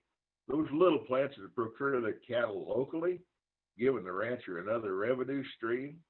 The community would be assured a consistent supply of meat, and recalls would be rare because you'd know the producer and you'd know the processor, and that money would stay in the community to help it grow and prosper and revitalize these little towns in rural America.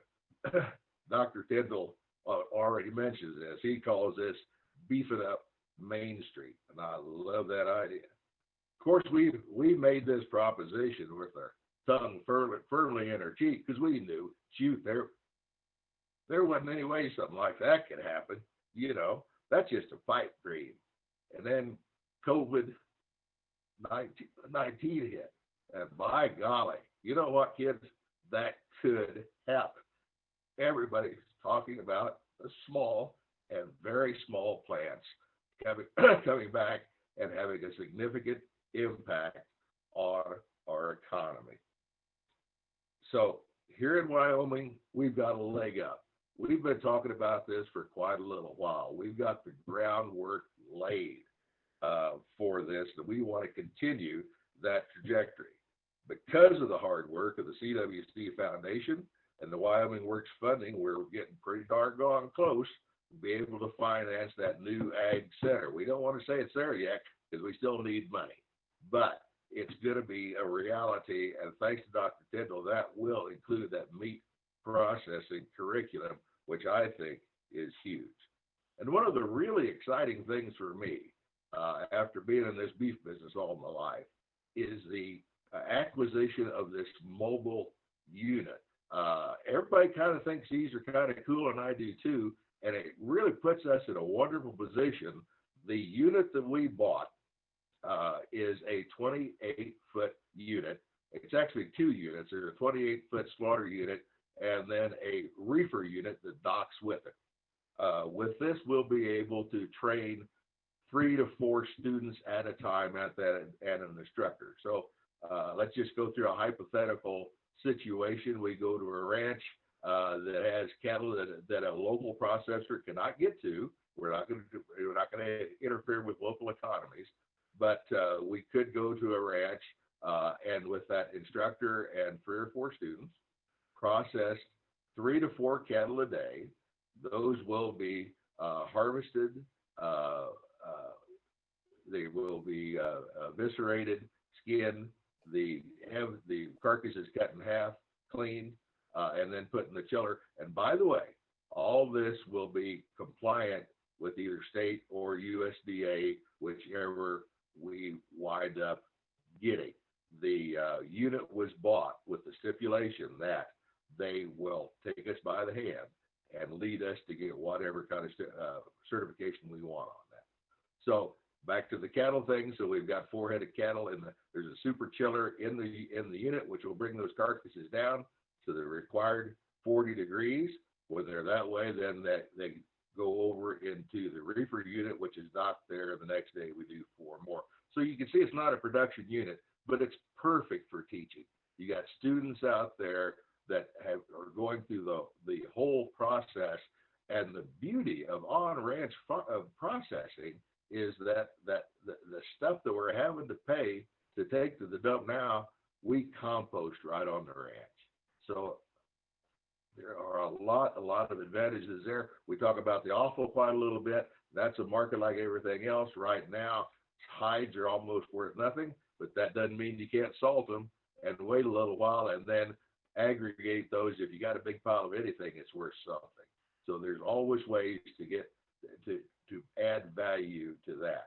So that's where we're looking at on this on the mobile unit. It's actually 2 units, the slaughter unit and the reefer unit. We're getting 2 single axle day cab trucks to pull these units with. We've got the trailers here.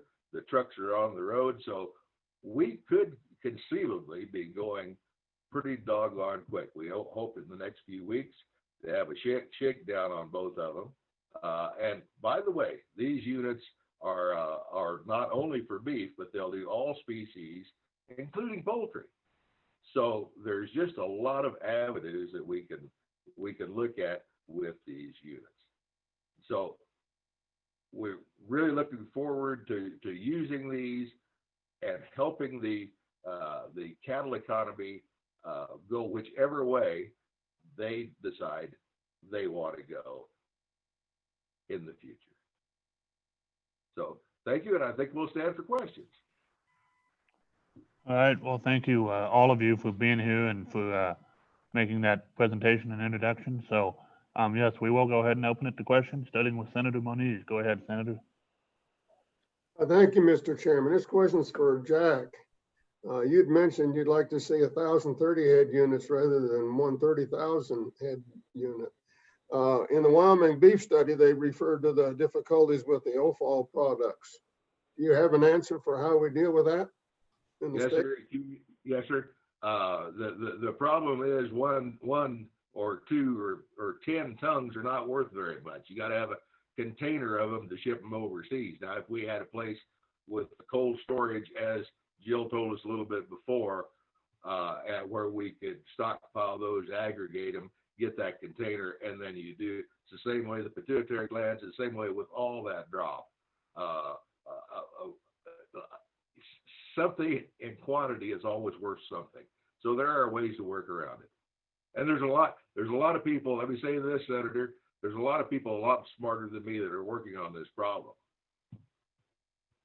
So how do we incentivize an investor to invest into some sort of a chilling plant to do that?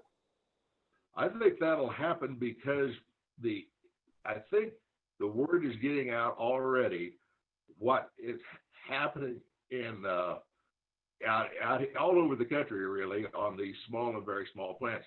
There's a gentleman named Alan Williams, Dr. Alan Williams in Kentucky, who partners with on a school that I was going to go to before the COVID thing hit. But anyway, I've talked to him quite frequently, and he's got his ear to the ground. And he says that already they're getting inquiries from Wall Street, from venture capitalists that are seeing what's happening.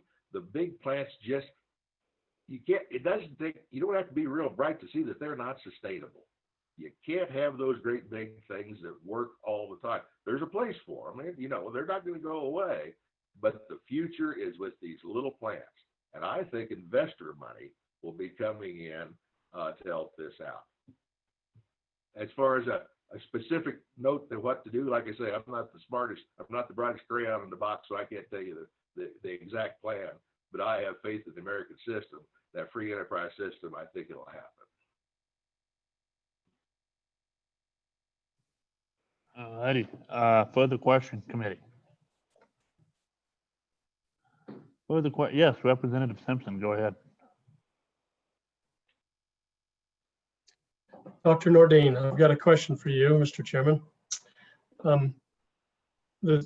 you're indicating you'd be targeting 60 new students on your campus per year, 120 in the 2-year program. Probably the same young people that would be entering this program would also be competing with auto mechanics and welding degrees. How can you find 60 new young people to come into a 2-year program? And that sounds negative, so let me rephrase that. I really love I love your program. Please don't get me wrong. I'm just thinking this through.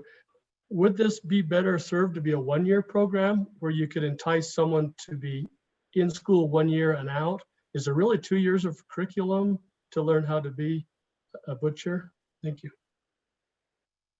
Mr. Chairman and Representative Simpson, no, those were just projections over 2 years. Our actual program itself is only 15 credits, which really correlates to 1 semester.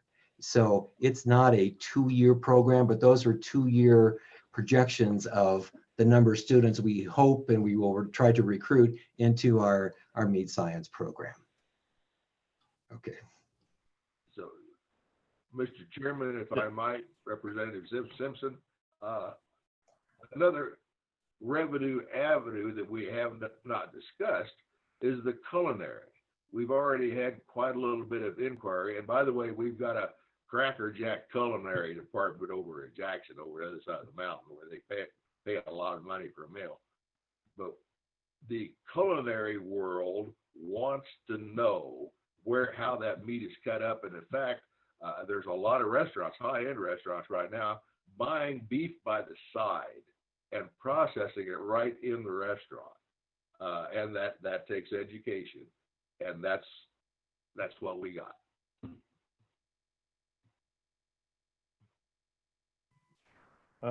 Further questions, committee? Further question. All right. One that I have real quick is and it just sort of relates to the meat training program. And I don't know whoever would like to take this fire away, but one of the ideas that has come up is possibly in trying to make up for a shortage in Wyoming's meat inspectors, is to possibly put together some form of a allowance for veterinarians to get some form of a certification. They've already got the science behind it. They've already got a lot of the schooling in the bag. So, and I know I've talked to Jack about this, I don't know, several months ago, last fall. And this came up in conversation. But anyway, let's just say hypothetically you were going to do something like that. Would that also, since they're already a veterinarian and they've got the, a basic understanding of animal science and so on and so forth, or more than a basic understanding, would that be something less than a 2-year program, or could you expound on that just a little bit? So, Mr. Chairman,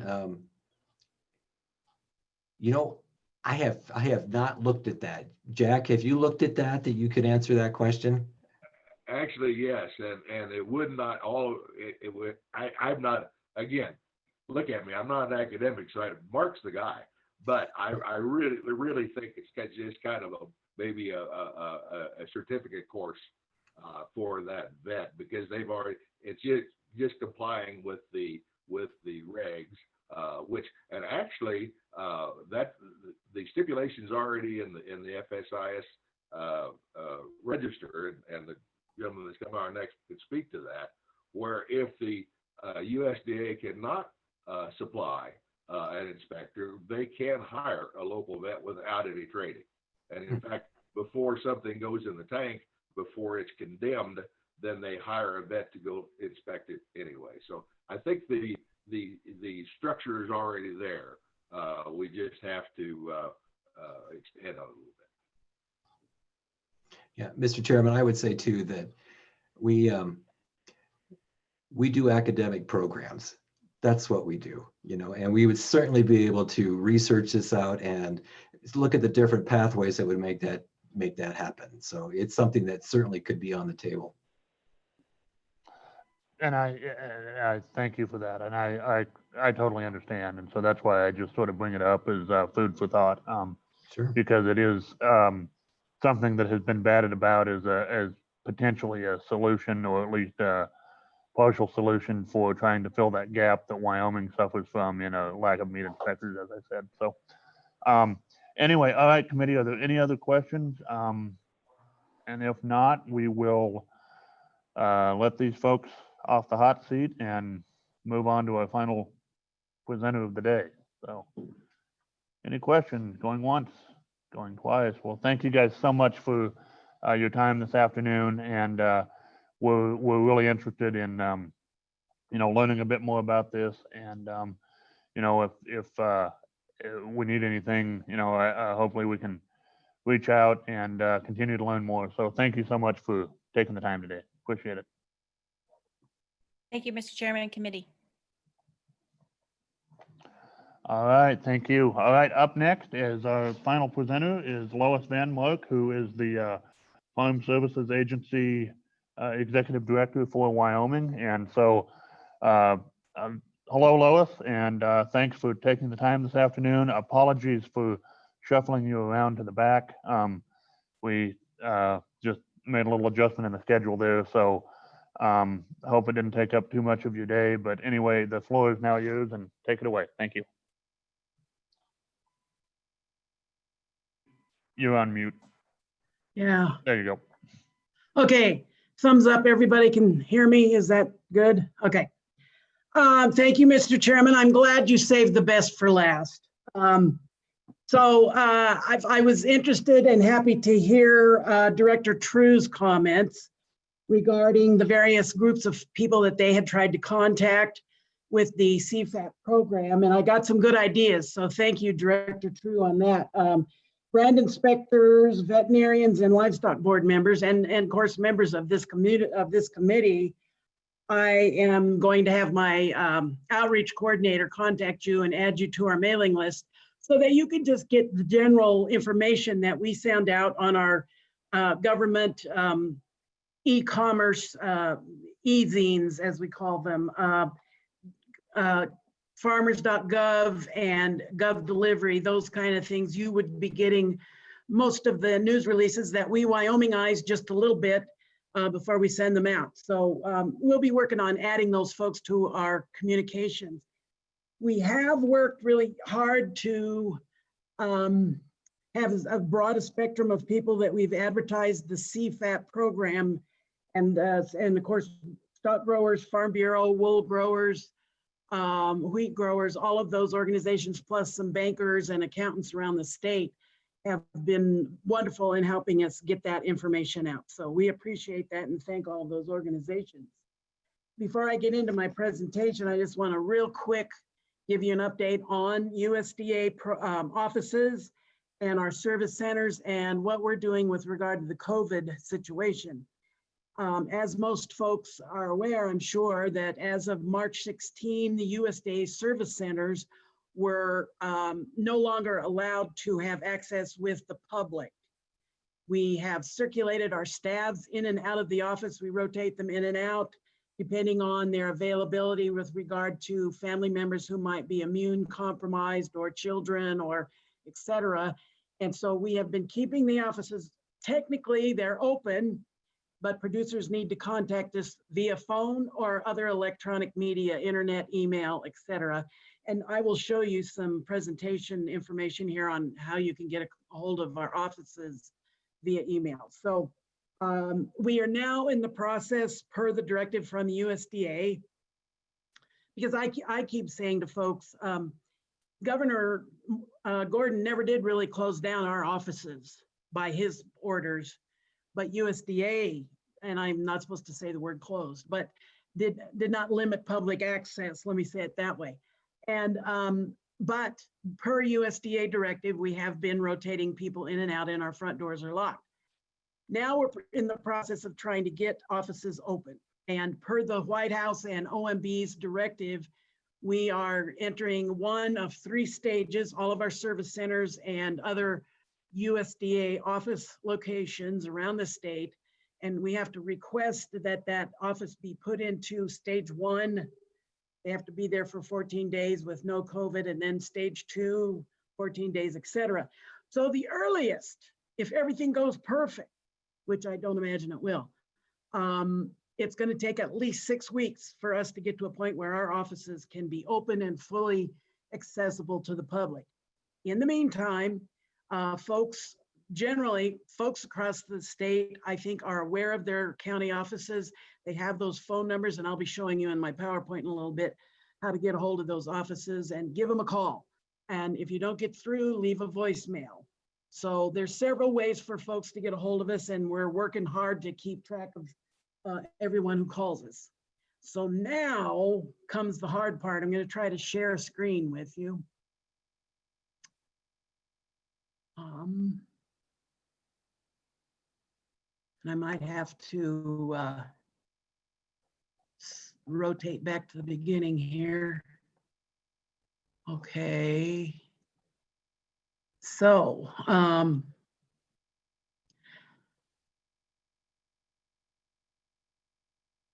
okay, can you see that? I'll start the slideshow, hopefully. So, as has been mentioned before this morning, a couple times this afternoon as well, CARES Act, that huge, gigantic bill to aid folks across the country in various levels, personal as well as business. Under that CARES Act, there was money directed for agriculture. $19 billion, that's billion, were put into a financial aid package that USDA is now distributing. $3 billion of the $16 billion is being distributed with Agriculture Marketing Service, and that includes dairy products and fresh vegetables and meats, etc., to areas, folks who need to have food. The balance of that $19 billion is coming from the CARES Act appropriated money plus money of the CCC, which is a fund source that USDA and the Secretary has discretionary use of, Commodity Credit Corporation. And so the balance of that 19 billion, which 16 billion, goes to this Coronavirus Food Assistance Program, or CFAP. As you know, we in the federal government talk alphabet soup all the time. So CFAP is the topic of the season. That program began on May 26th, last Tuesday. And we've been working at publicizing the program, making folks aware. I appreciate Jill Chimgaba's efforts with the Business Council, putting together a couple of webinars on which I appeared, and we talked about the program. You'll see on this first slide here that if folks go to farmers.gov, and unfortunately, I'm an old Internet Explorer type browser person, but this website does not work very well on Internet Explorer. It is optimized on the browsers of Chrome, Edge, or Safari. And I say that because there are some places where you can click to find your local county office. There's a calculator for calculating the funds that you might be able to receive based on the input you provide there. And those things don't work on Internet Explorer. I'll show an alternate way for you to access your county offices or get the information to contact your county offices. But for right now, we're going to assume that you're using Chrome, Edge, or Safari. So you get to the farmers.gov page and you will see something like this page with the banner Corona Food Virus Assistance Program. And if you scroll down to the bottom of that page, you can see that your local farm service agency, oh my gosh, I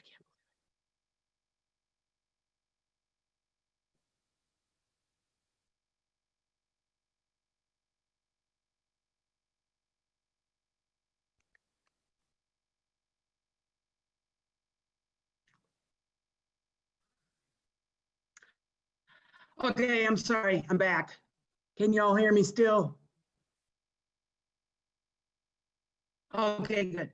So you click on the bottom of that page where the arrow is pointing and you see you selecting, and then you will be able to find your local county office.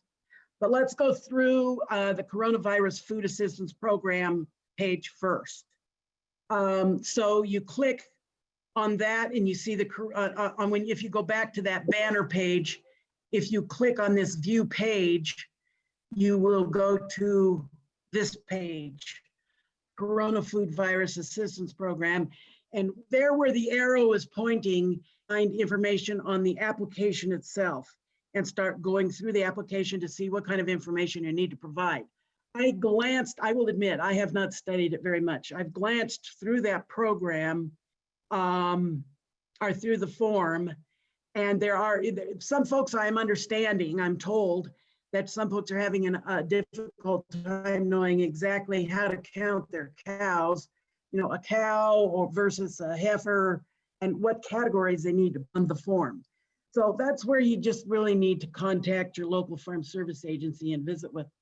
But if you scroll down through the Corona Food Virus Assistance Program page, you can see who is eligible to participate. And these are the crops that are covered under the CFAP at this time. The coronavirus program is meant to provide aid to producers of agricultural commodities who have suffered a 5% or greater price decline, or who had losses due to market supply chain disruption due to COVID-19, and therefore face additional significant market costs. So this is the list of the crops that are available now. Non-specialty program crops such as malt barley, canola, corn, upland cotton, etc. Durum wheat and hard red spring wheat. Most of the wheat grown in Wyoming, I believe, is more like hard red winter wheat. Wool, we're glad for that. We'll talk a little bit more about that in a little bit. Livestock, cattle, hogs, sheep, lambs, and yearlings. We'll talk a little bit about that as well. Dairy, and then the specialty crops you see listed. Eligibility for the CFAP. In general, if you raise an agricultural commodity that previous condition lost 5% or more value and has suffered a disruption in your distribution, then you're eligible. And if you are a person who has adjusted gross income of less than $900,000 for the years 2016, 2017, and 2018, then you're eligible. If you make more than $900,000 adjusted gross income, 75% of that income comes from agriculture or forestry products. And there's a process. Many of our producers have access to FSA and have utilized FSA for other emergency programs, such as the non-assured assistance program or the livestock indemnity programs. These are emergency programs that lots of livestock growers have utilized. So they've probably already filled out these paperwork. And so, most folks who call in will probably already have those forms filled out. If you haven't participated in quite a while, then you will probably need to fill out new updated forms, such as the highly erodible land and wetland conservation papers, etc. But the individual county offices have that information all gathered up in packets, and they will either email it or send it to you in the mail, etc., and have folks sign that and return it. I want to emphasize too that when the program I mentioned, the program started May 26th, it ends August 28th. So people have plenty of time to make it get the necessary eligibility paperwork out of the way and collect all the documentation they need in order to sign up. This next slide shows some ineligible commodities, and this is where I want to talk a little bit about this next slide. We all know, and there's no criticism going on here. We are aware the sort of catastrophe that Small Business Administration experienced when they initially distributed the CARES Act money for the PPP, Paycheck Protection Program. And USDA was very loath to let something like that happen. And so we took extra time from the middle of March or so till May 26th in order to write some rules and regulation and go through the process to make sure that we were going to kind of keep our ducks in a row. However, we know that there are some things that have been missed. There may be some commodities that need additional attention paid to them. So we are directing folks to go to this page, and it's regulations in that pink block there, regulations.gov. That link will take you, it should take you to the Notice of Funding Availability, or NOFA page. And you have until June 22nd to go to that page and provide information and comments to USDA about whatever commodity you think needs to be addressed. And I am encouraging folks, wool growers in particular, to access that page and put in their documentation and provide some more information. Because the folks in Washington, D.C. who are writing the regulations, frankly, don't understand the Western part of the country, and particularly with regard to wool. For example, the wool in the CFAP program, you're supposed to count the wool that you have in storage for 2019. That includes the dates up to April 15 of 2020. Now, initially that might sound okay, but when you think about it, most of our guys here don't even have their wool sheared by then. They're probably closer to being done shearing sheep around the 15th of May, or maybe the 20th of May. And so I'm encouraging folks in Wyoming, particularly wool growers, to go to this NOFA website and put in your comments regarding wool. And I would like to see USDA to provide us a time frame where we can include the storage. I do not know if they're going to let us do this at all, but they're asking us to give us our comments. So I say, let's give them comments that are going to be helpful to us. And if we could increase that storage capacity of the wool clip up to the 15th of May, that would add a lot more people in Wyoming who had not had their sheep sheared by the April 15th deadline. So consider that if you're interested. And I think the same goes for the sheep older than 2 years old. Because right now the sheep 2 years old and lambs, I think 2 years old is the breaking point. Those folks are eligible, and anything over that, nothing. So, the worst they can say is no, I guess, but let's give it a try. I'm encouraging folks to do that. Okay, so how to apply, we've already kind of gone over that. You go to that webpage, or maybe the best thing for you to do is call your local Farm Service Agency office. And many of the folks in those offices have been working to put together packets. So as soon as a farmer calls, and in some cases, you producers don't even have to call. The producers just, if you were on a mailing list at the local office, they just sent you a packet in order to have all the necessary information that you needed to fill out. And then of course, if you have questions, then the producers are encouraged to call or email, fax, etc., the local county office. So here's something else. On this slide, you're going to see a 877 number.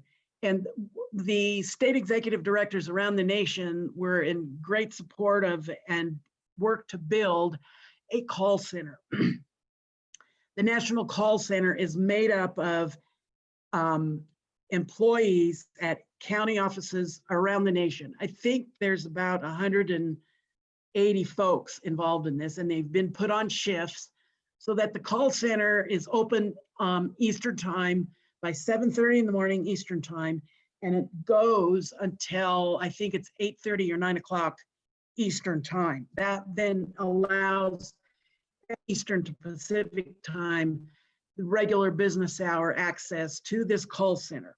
And the call center has folks on standby who will answer the phone and can provide basic information to the person, no matter where they've called from in the USA, And then I believe they have I know they have the contact information for whose ever county office that person is needing to contact. And I think then the person's name and phone number and email, and then they forward it to the county office so that there's a double checkup, and the county office will be able to return calls to those folks, or they can just call their local county office anyway. So far, the information that I've gotten is that this call center has been a great success. And, you know, we've got real live Americans answering the phone, and they can understand the accent, and everybody's able to get some good communication going. So we're proud of this call center, and we hope we can use it in the future. So 877-508-8364, that's the call center number. And it was initially developed in order for people who are new to FSA and don't know anything about it to utilize. But we're finding about 60 to 65% of the folks calling are actually regular users. So it doesn't matter. We want everybody to call if you can't get a hold of your local office. Also on that coronavirus, or on the CFAP payment page, towards the bottom of that is a CFAP payment calculator. And again, that is best utilized through Chrome, Edge, or Safari. I didn't copy any slides to show you that because every commodity is different. For every commodity and every producer, there's a different scenario. So just go there and try that out. Again, if you are not familiar with FSA and have not participated in any programs, there are going to be some papers, conservation compliance papers that you're going to need to fill out. Additionally, informing your operations status, corporation, limited liability company, sole proprietor, etc.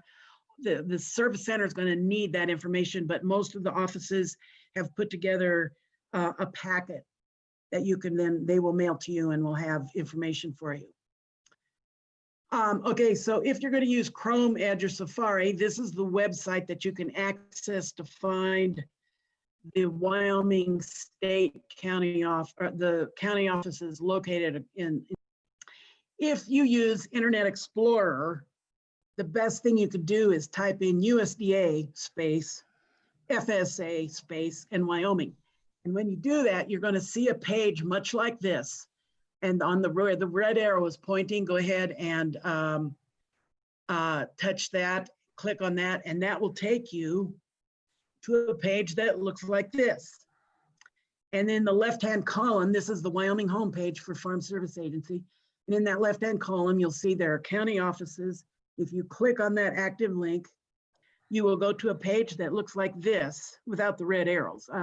But every one of those counties is an active link, and you can click on either one of those counties where presumably you can then go to that county's office information page. And that's where the CED is listed. The NRCS local conservationist is listed there with the phone numbers, addresses. The farm loan manager is listed there, lots of information. And you can click on that and email them, or you can have that to call the local county office. So if there are any other, I will make this PowerPoint presentation available to Katie at LSO so that she can distribute to you if any of you would like to have it. This is my contact information, lois.vanmark@usda.gov. Or you can call any one of those phone numbers. I try to always make sure when I'm teleworking, which I'm doing today, that I forward my office phone number. Not always. So you can always call that the personal, or text me. No problem there. And I think that is done. I'm now not sure how to sharing thing. Okay. That sounds great, Lois. Really appreciate the presentation and the information there. And I think most producers are familiar with farm services, but as far as that particular offering, if we will, and program that's available, that's good for everybody to know. And I know that a lot of folks in my area have been utilizing it already. So anyhow, thank you so much for taking the time today, and really appreciate all you're doing to help all the producers across the state, and it's a really valuable service. So anyway, that said, any questions for Lois before we wrap up this part of it? Question? Yes, Senator Co-Chairman Bonner.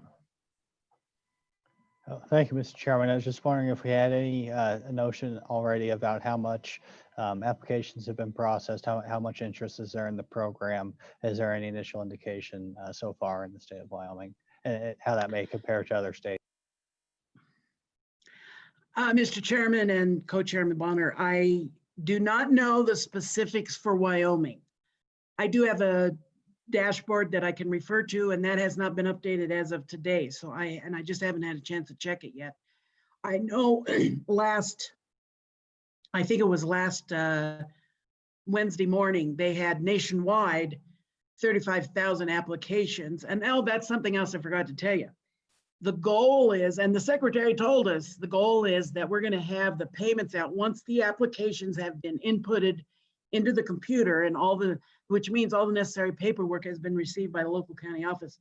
It's going to be 1 week before folks get payment, and it will be a direct electronic deposit into your checkbook or into your checking account. So there were 35,000 applications made on the first day nationwide, and they were in the process of making those payments. I believe that in Wyoming, there's a lot of interest, and folks are working on getting their documentation together and contacting the offices. The offices have reported to me that the program software has been working well. They're happy about that, and they feel like they're able to get the input done fairly quickly, but they're overwhelmed. I shouldn't say overwhelmed. They've got the phone is ringing off the hook. That's what they told me. And so they feel good about the program. We have offered them the necessary overtime and or temporary help needed in order to address any, overwhelming work. And so we think we're moving along right and well, and would like to hear if folks are troubled by any kind of access problems. Yes, a follow-up, Senator. Go ahead. Okay, thank you, Mr. Chairman. Appreciate that. That's great that we have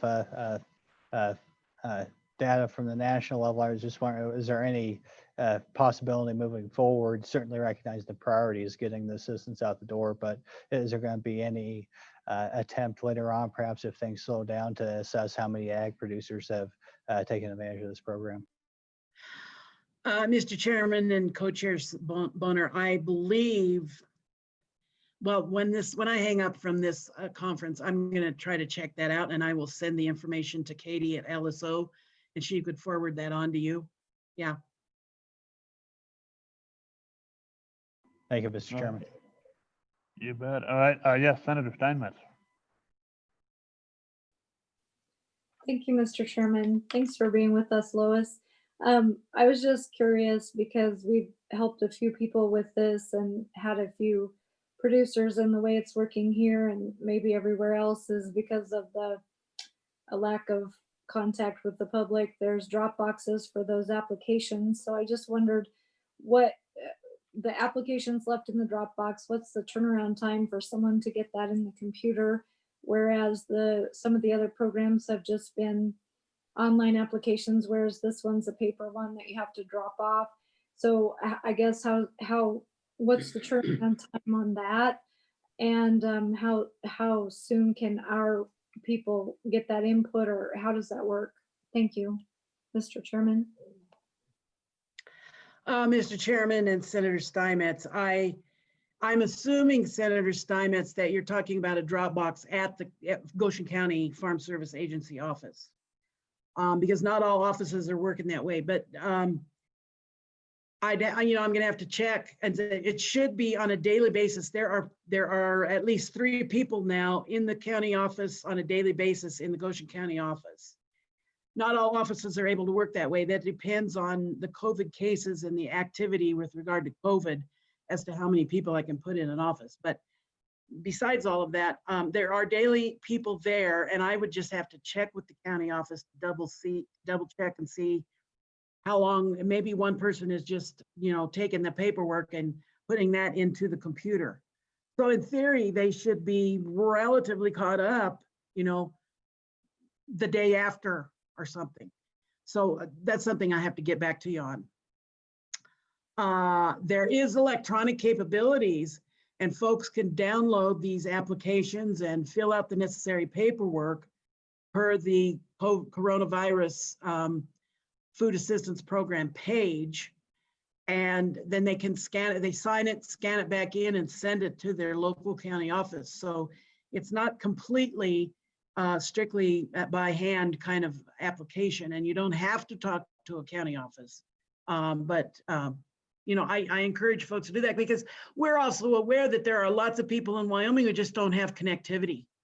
And Washington doesn't always seem to understand that. There are dead spots in this state and people don't have connectivity. So we're trying to emphasize that there's a couple ways for people to call and get information or help and still be able to access the program. All right, very good. Further question? Yes, Senator Moniz, go ahead. Thank you, Mr. Chairman. Lois, what's the budget? Is it unlimited budget here for this, or is each state limited to a certain amount, or what's the situation there? Thank you, Mr. Chairman and Senator Moniz. Okay, there was a lot of talk early on that this program was a first come, first served basis. And frankly, if you're the first guy in line, then you're the first one to get money.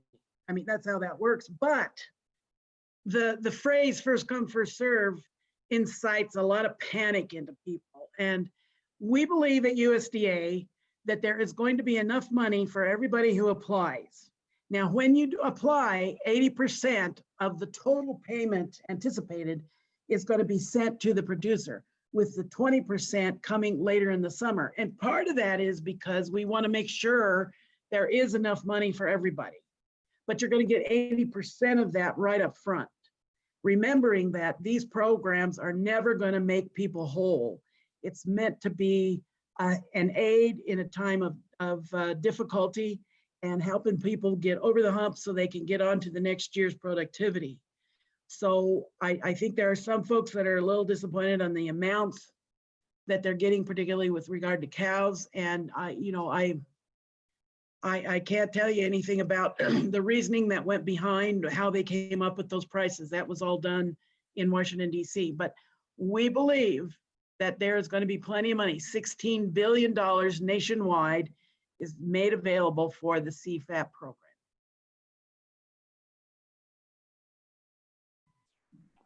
All righty, any further questions, committee?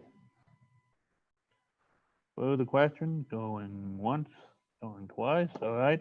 Well, thank you so much, Lois, for taking the time again today, and really appreciate the information. That's really helpful. And yeah, we'll look forward to the email that you can, the information you can send out through Katie. And yeah, we hope to maybe see you back here in the Ag Committee again one day. So thanks so much.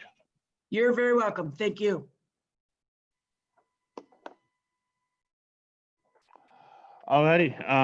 Well, folks, that wraps up our scheduled presenters. So for the section on COVID topics, I think we'll go ahead now and move to just general public comment. I see we've got 3 people in the waiting room, and then Co-Chairman Boner, have you gotten any response on emails from the general public who might be listening in on YouTube? I have not, Mr. Chairman, but I'll continue to keep an eye out. Okay, I'll just was checking, but all right, well, we'll go ahead and go to general public comment then. And first up, we have Mr. McAteer. So you have the floor, sir. Take it away. Thank you, Mr. Chairman. If I can get a quick thumbs up, you can hear me okay? Thank you. And Mr. Chairman, members of the committee, I'm Tim McAteer, and I just wanted to do brief comments representing the Wyoming Food Coalition. Melissa Hempkin gave you an excellent update earlier in her presentation, so I will not repeat most of the things that she added.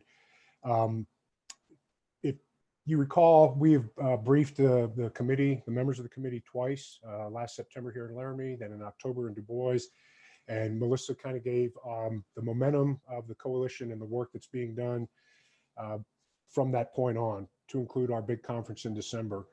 I think the one thing I want to leave you with, without repeating everything that Melissa did such a great job of presenting, was the Wyoming Food Coalition, just to remind you, is a grassroots volunteer organization, and it is focused on the entire food system, not just production and retail. That's a very big piece of it. Melissa described our 8 working groups, and those are interest-based working groups. And sitting above that is that Leadership Task Force Steering Committee entity that we're trying to build. And you might ask yourself, well, why do we need something like that in Wyoming? What we discovered in our travels around the state last year, there's phenomenal work going on regionally in the state, but Wyoming is the only state that does not have a food policy council or a food advisory board that can serve to strengthen the collective voice of all food system participants. And then really, by strengthening that voice, bringing better informed from a broader constituency recommendations to policy leaders like yourself. So that is what one of the main goals of the Food Coalition is. I'm going to quickly, I believe, Mr. Chairman, if I have permission to share my screen, I think I can do this. Yeah, please do. You should be able to. Thank you. I wanted to let's see, just pull up a summary of our vision, mission, values, and the working groups, just for you to take a quick look at. And I was able to send this out to Senator Boner earlier today, and to the LSO office. I don't know if you got that. Can you see that that one pager, sir? It's not coming up yet, no. Okay.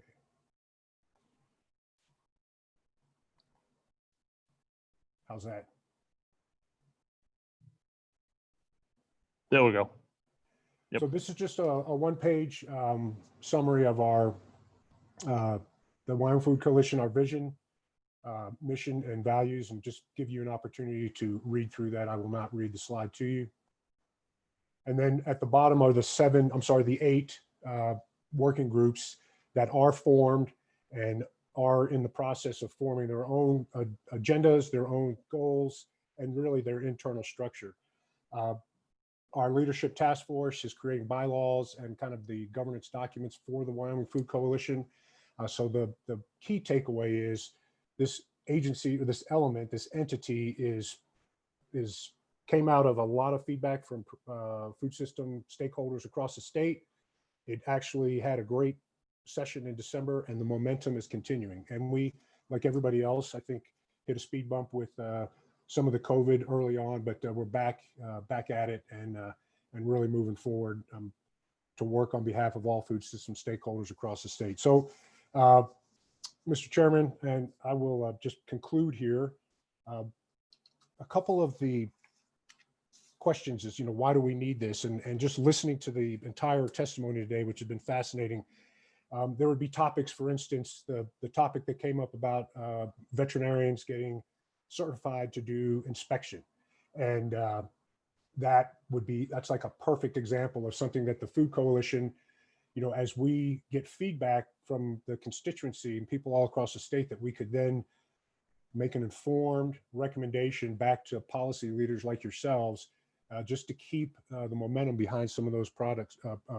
The second thing would be with the Business Council, when they talked about the beef study, and Jack Schmidt mentioned there's a lot of need for local beef and desire for local beef for restaurants and private institutions. But, is there room in the policy world to increase, not a mandate, we're not looking to do mandates, but to increase the opportunities for local producers to provide to institutions, be it schools, hospitals, prisons, state institutions, with broader legislation. So those would just be 2 examples of topics that the Wyoming Food Coalition would take on in the future. And then, with a rich dialogue and an informed dialogue with policy leaders like yourselves, I think we have an ability to represent a broader base of food system stakeholders across the state, and then work hand in hand with entities like your own to increase production, consumption, access to,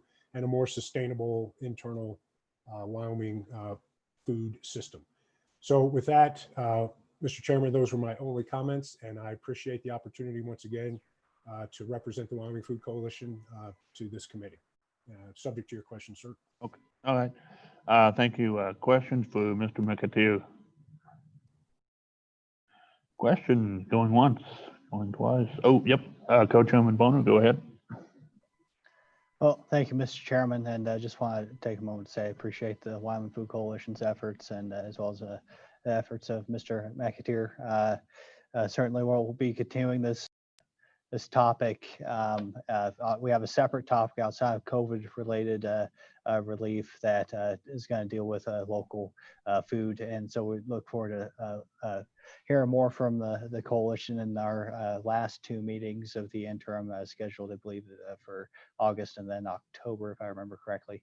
But absolutely looking forward to a more long-term, less emergency-focused discussion as to what we can do to kind of chip away at problems that have been reinforced by the current crisis. Just because something is inexpensive doesn't mean that there isn't a cost associated with it when you come to running risk with these larger plants especially. So look forward to continuing to work with the Wyoming Food Coalition along with many of the other presenters we've heard today. And I guess I don't have a question once again, but I appreciate the good work that's been happening so far, and looking forward to whatever policy proposals may be coming down the pike.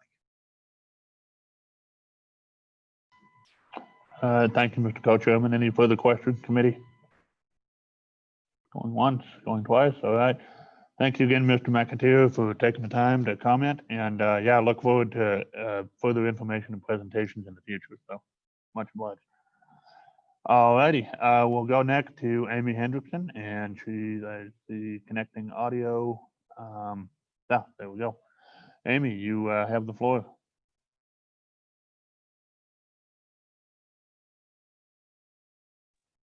You're on mute. Okay, sorry. After all my effort to plan properly. Thank you, Mr. Chairman. Amy Hendrickson, Wyoming Wool Growers.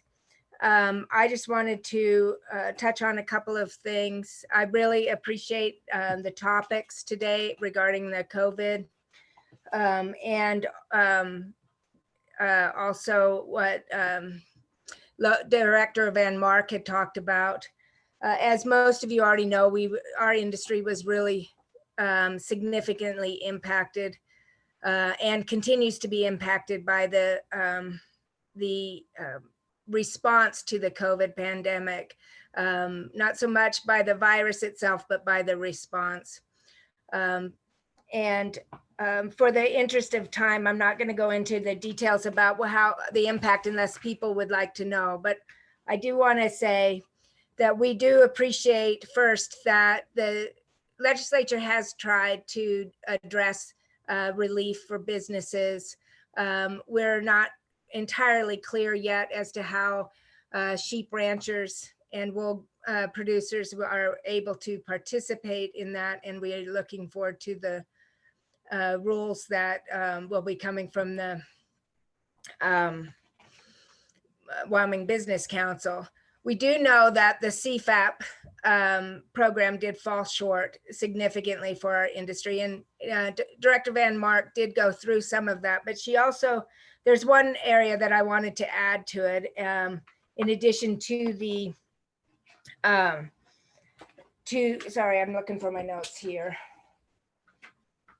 In addition to the 2 years and older not being included, and the wool being only for the 2019 inventory, and the fact that most of our producers hadn't even sheared, well, not most, but a significant number of our producers hadn't even sheared by the time the program, by May 15th. The other thing is that they hadn't lambed by that time. And the second component of the CFAP it has to do with lamb. If you sold your lamb between January 15th and May 15th, if you sold some lambs there, you get $33 a head to cover the losses in prices there. But if you sold after, not May 15th, but April 15th, if you sold after April 15th, you do not get that $33 a head. Instead, you are able to take your entire inventory of lambs and yearlings, sheep under the age of 2, and you get $7 a head for them. The thing is that for the majority of our producers, they hadn't even begun to lamb until after May 15th, which is the cutoff there. So they didn't have many, if any, they didn't have lambs or yearlings on their property or on their premises, and therefore do not qualify, as I understand it, for any relief. So when we talk about, and I appreciated what Jill had said from the Business Council, that there may be a need to have a program that is have something that's designed just for agriculture relief. And our industry has been looking at different ways to be able to address, to provide relief. But there's a lot of things that happen. For example, that aside from the loss in market, the significant loss in market for the sheep industry, both in lamb and wool, the complete standstill of the wool. We had the COVID forced one of our largest, the second largest lamb plant to go bankrupt, which meant that a lot of our producers have been released from contracts for their lamb. Chargeurs, which is the largest wool, one of the largest wool processing facilities in the United States, is shut down starting today for at least 8 weeks. Which is a reflection of the lack of sales there. So that just means that our market is moving very slow. We have a backlog of lambs, we have a backlog of wool. But there's also other things. Our producers were unable to get, many of our producers bring in labor this time of year, and they were unable to do so. So they're operating on where they may have normally have 14 herders, they may have 5 now, 5 or 7 now, and that changes the ability to manage your livestock properly, or as usual. And so we expect more losses, due to health issues, because the sheep are not being managed as they had been. The other thing is that transportation costs go up, and because we have fewer drivers on the road. It also causes the ability to get supplies to become an issue. It gets backed up if you have a equipment breakdown or you need equipment. Trying to get it is very problematic. It takes a long time, and so all of that adds to the costs of operation for our producers. And so our thought is to look at, is there a way for the state to kind of bridge that gap between what CFAP is able to do, but also meet the needs of Wyoming producers? And we do have some ideas that we've put together there, everything from providing a stipend to cover abnormal business costs, or even just simple business costs, such as the cost of shearing. Shearing is a required animal husbandry practice. Whether you sell your wool or not, you have to shear. And so it's a cost that has to be paid. It's similar to the fact that if you have rent, you have to pay your rent, and stipends, and some of the funding has been to help offset people who, with the loss of their income, they still have costs that they must pay. And so those are some of the thoughts that we've been looking at. And with that, I'll just take any questions. All righty, thank you, Amy. Question for Amy, anybody? Question going once. Going twice. All right. Well, thank you for the information, Amy. And like you mentioned, I think everybody also has the info that you've emailed out. So thank you for your time today. Appreciate it. All right, thank you. Okay. Next up, we have Jim Magagna, I believe. And yep, there he is. Let him get connected to the audio, and then Jim, you'll have the floor as soon as you're up and rolling.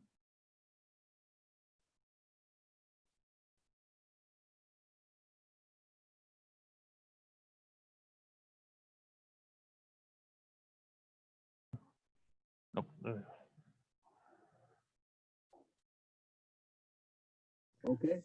Next up, we have Jim. You're muted. There you go. You're good. The audio, and then Jim, you'll have the floor as soon as you're up and rolling. Okay, you can hear me all right, Mr. Chairman?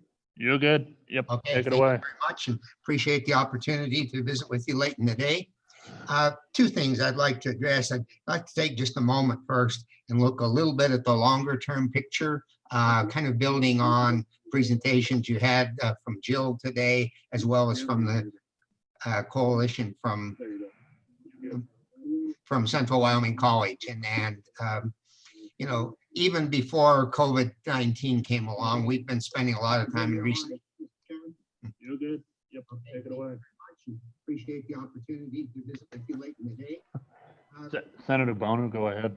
Yeah, Mr. Chairman, I think Mr. McGagnon has to turn off the YouTube feed. Kind of building on presentations you had from Jill today, as well as from the coalition from. Thank you for working on it. From Central Wyoming College. And you know, even before COVID-19 came along, we've been spending a lot of time in research. Let's see if it goes through directly now. Are you hearing me okay? Senator Boner, go ahead. We can hear you. It just there's background noise either from the YouTube feed or some other recording of the meeting.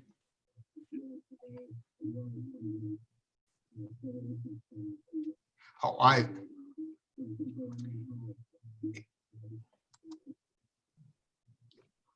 how is it now, Mr. Chairman?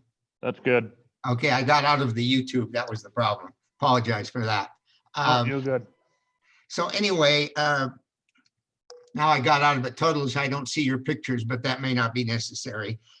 Just a little bit on the longer term picture, as I started to mention, we've been focused on this whole marketing processing issue for the last several years before COVID-19 hit. And we're certainly excited by the work that Central Wyoming College is doing, by the couple of new processing facilities that have opened up in the state in the last year or so. But I think we need to look at the entire picture. Just quickly with some numbers, we finish somewhere between 80 and 90,000 head of cattle in Wyoming ready for processing every year. And that's not including cattle that are processed as grass-fed cattle, for which there's also a market. And so at the building plants that do 25 head a week or 50 head a week, we're a long ways from meeting the need that the industry has in Wyoming to truly garner the value that Wyoming high quality cattle have and not be dependent on those few large processors out there. So I think as we talk about building these smaller facilities, it just remains essential that we keep our eye on getting what we've determined to be a mid-sized facility, 100 head a day, say, just to throw a number out there. You helped support this in the last legislative session with designating $1 million as loan or support money for a facility for interstate and export markets. And if there were ever an opportunity here as we tie this all together to put some additional dollars into that enticement, I think that would be critically important, because as we expand on the small plants, whether it's a small one that decides to grow or whether it's enticing new investors, we need to take that next step in order to have a meaningful impact on the production side of the industry in Wyoming. Moving on to the immediate effects of coronavirus, and I'm sure that you've all followed them in the media. The backup of cattle due to facilities being shut down because of outbreaks of the pandemic within the large processing facilities. Again, all of that's evidence of the needs for some smaller, more carefully managed facilities, but it's also had an impact directly back on our producers in terms of the interest in cattle. As was pointed out by Director Van Mark and others, if you marketed cattle between February 15th and May 15th, the CFAP program provided a very nice payment. Certainly didn't make you whole, but it was extremely significant in keeping you viable. But all of a sudden, if you marketed on April 16th and from there through the rest of this year, the only thing you were eligible for is the individual inventory payment. In the case of cattle, $33 a head based on what happened between now and then. And that clearly today is totally inadequate to keep those producers viable. And while we don't have a crystal ball, it's hard for us to envision, even as we move into late summer and fall, which is the primary marketing season for cattle out of Wyoming, that we won't still have significant impacts as a result of the COVID-19 falling back on those markets because of the backup of cattle throughout the process. We're not going to see an overnight recovery. So we have put a lot of our attention here lately on saying, in addition to the federal program and knowing its inadequacies looking forward as opposed to back to the previous months, is there some way that the state could step in with the CARES Act money to provide some meaningful but reasonable and viable support to the livestock industry in the state, both cattle and sheep at least, and I won't address hogs because I'm not as familiar with that, but could potentially be.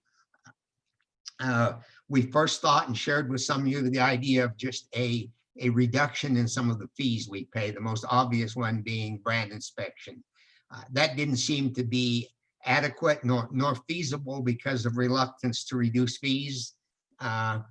But yet we tend to feel that the best approach is something that relates for livestock to the number of animals that you are marketing and will be marketing at reduced value as a result of the pandemic. So we tried to keep that focus on it. As another approach, I would just throw out to the committee, I just became aware this past week that in Nebraska, using CARES Act money, the governor announced just a flat $12,000 payment to all producers, egg producers who meet certain very broad requirements. We're still waiting for some details on that. While that may be all right, we think it's more equitable to base the payment on something that more closely reflects the amount of loss that's going to be experienced. So something related to the numbers of head of livestock. So just to give you something to work with, I've looked at some numbers. About 900,000 head of cattle change ownership in the state of Wyoming each year, about 150,000 head of sheep.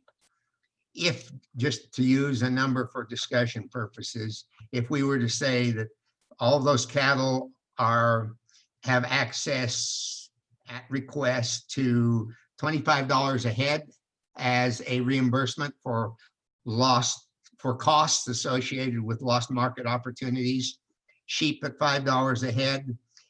If 80% of the producers opted to participate, we would be looking at about $18.6 million out of the total pot of money that the legislature has allocated here. So significant, but not a major portion of the dollars that are available. So we think that's an approach that can work. There are a couple of challenges with it. I've spent considerable time trying to determine where that would fit within the scope of the emergency legislation that the legislature passed here a couple weeks ago. My first thought is that under House Bill 04, that there is some language in there under section, I believe it's section 3, that talks to eligible businesses adversely impacted by the COVID-19 pandemic, which our producers certainly are. One of the challenges with that section, as it's worded, it said that the producer must demonstrate, or the applicant, actual losses as incurred as a result of the pandemic. Well, because of our marketing cycle in the state, those actual losses aren't going to be incurred and be measurable in real dollars until late in the season, into the late summer and the fall and almost up to the end of the year. So that becomes a challenge in an actual loss-based payment that would be made available to livestock producers. Another possible option under Senate File 1001 with some amended language that was put in specific reference to the food processing cooperatives, etc., and talks about to produce and process food incurred by businesses. That has a possibility of working there. It talks about increasing levels of strain in the supply chain, and I'm a little unsure how to interpret that. Is that the supply needed by the producer, or is that the supply of moving the product out? And I tend to think maybe the thought process with the legislature there was obtaining the supplies you need in order to produce. Our supply chain impacts are on the other end in terms of a backup in supply and an inability to move our livestock in a timely manner. So not really sure which of those could be made to fit, or if some perhaps tweak that could be proposed by this committee to the legislature to make it one of these programs fit a little more clearly for the ag industry, and particularly the livestock industry, might be appropriate. And I tend to think that the answer to that's going to rely on part in what the Wyoming Business Council comes out with, how they're able to interpret the law, if they can make it fit one of these needs. But our concept of how this could work is that a producer would file an application saying, I've sold X number of head of livestock, and requesting a payment of whatever you would set it at per head of livestock for cattle and for sheep. The Wyoming Livestock Board, I've been visiting with Director True, would have a role only to the extent of verifying that, yes, that number of head of livestock changed ownership, they were sold, in order to verify that the application, the claim for payment, and then the state would issue payments based on that.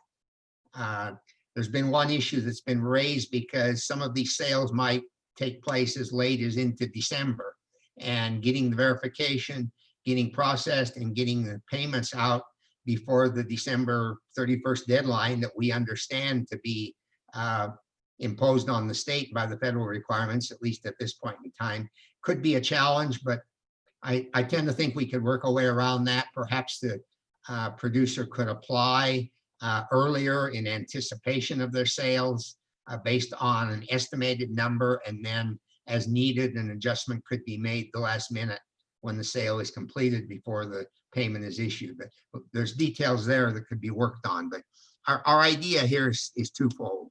One, to demonstrate that the state of Wyoming, the governor, the legislature recognizes that our ag community and our livestock producers in particular, in our case, are being directly impacted by the coronavirus pandemic, even though that impact hasn't been demonstrated to date like it has for a lot of other businesses. We haven't closed our doors. We haven't quit doing our daily work. We haven't let our employees go because the care of livestock and the land on which they graze requires that go on an ongoing basis. But the impacts are still there, very much so. And I've talked with any number of producers in the past 30 to 45 days who've indicated to me in all sincerity that if things continue to go the way they appear to be for this year, that they simply don't see how they can remain in business for another year. I've talked with some of those in the ag lending community who are expressing some of the same concern, whether they're going to be able to stay with some of their long-term borrowers through what appears to be the likely scenario for the rest of this year. So the dollars we're talking about here aren't going to make a profit for anyone, but we feel when combined with the federal program that they could be in many cases make the difference to keeping these operations viable, to keeping the next generation of ranchers interested in remaining in the operation and moving us forward beyond this unfortunate incident. With that, Mr. Chairman, I would be happy to take any questions that the members might have. Okey doke. Thank you, Jim. Committee questions for Mr. McGagnon. Yes, Representative Taft, go ahead. Thank you, Mr. Chairman. Mr. McGagnon, I don't know the amount of money on the sales, or we don't have any sales coming till later. I've heard from some sheep producers where they've got their fat lambs backed up in the feedlots and can't even find a market for them. Maybe along with what you're talking about, some kind of help towards cost share on extra feed, causing this stopping of the processing plants and whatever, making people to hold their livestock longer. They have a lot of extra feed. The $30 that won't even feed them for a month. So I wonder if there'd be some idea or something that might be presented that would make sense on cost share on extra feed for holding livestock longer until the processing food chain can work its way through. I don't know. I don't have any answer. I'm just asking a question. Mr. Chairman, Representative Taft, certainly that's a very valid approach to look at.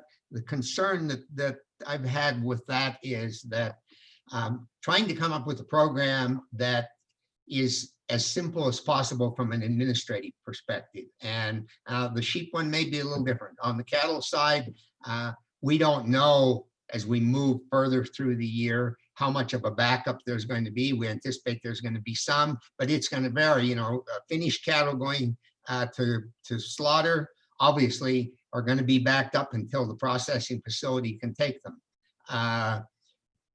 Cattle going into a feedlot, pasture cattle going into a feedlot may be backed up if the feedlot is backed up. Calves coming off in the fall, going someplace for winter feeding may not be backed up at all. So becomes more complex. And then the other factor that injects in, if I sold my cattle 30 days later this year than I did last year, did I do it because I wasn't able to move them, or did I do it because I anticipated a better market if I held on and I had the feed to hold on for 30 days? So the complexities of that are what concern me, not the validity of it.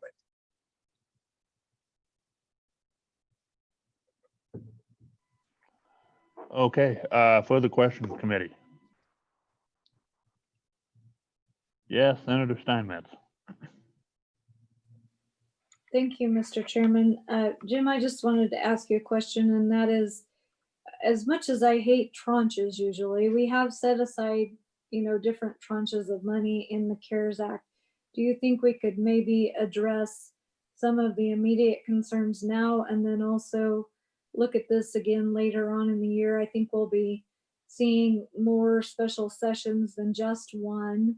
And then if we need to fill in some more gaps in the future, look at some more assistance at that time, but get this initial per head assistance going now. Do you see that as a help, as kind of leaving it open-ended a little bit? Or do you think we need to get out I guess some of our losses are not going to occur until later in the year. So I guess, how would you address that?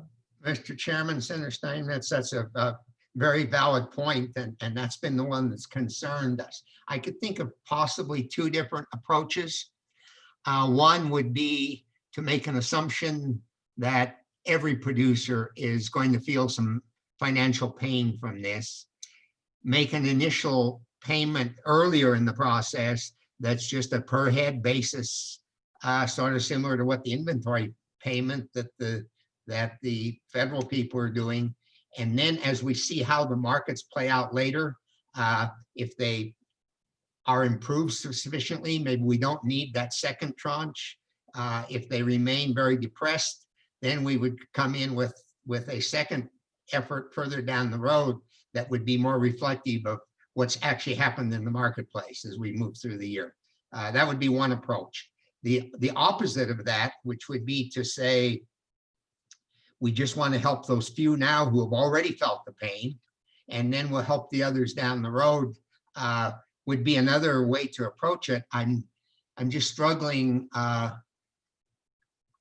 other than those who have marketed cattle in that 60-day period, and they've been, I'm not saying they've been made whole, but they're being significantly carried by the federal program with those up to $230 some payments for those head of cattle that were marketed. So other than those, I think the number of producers who could identify actual losses at this early point is going to be pretty minimal. And so if we said the early one is going to be based on an actual demonstration of loss, I'm just not sure how helpful that would be. There's a lot of things that can't be measured. I've talked with producers who, gee, we made extra trips to town because we went to town to get groceries and they weren't available in the grocery store. I've talked with producers who said we've had equipment broken down for 6 weeks and we can't get it operating because the parts have to come from China or someplace, and they haven't been able to get them in a timely manner. There's a lot of those very specific incidents, but as far as in the cattle side, unlike the wool side or the sheep side where the wool has been more immediate, I'm struggling to say that there's some broad way we could classify the harm that's already been felt. Okay, further questions, committee? Further questions for Mr. McCagnon? Going once. Yes, Senator Cost.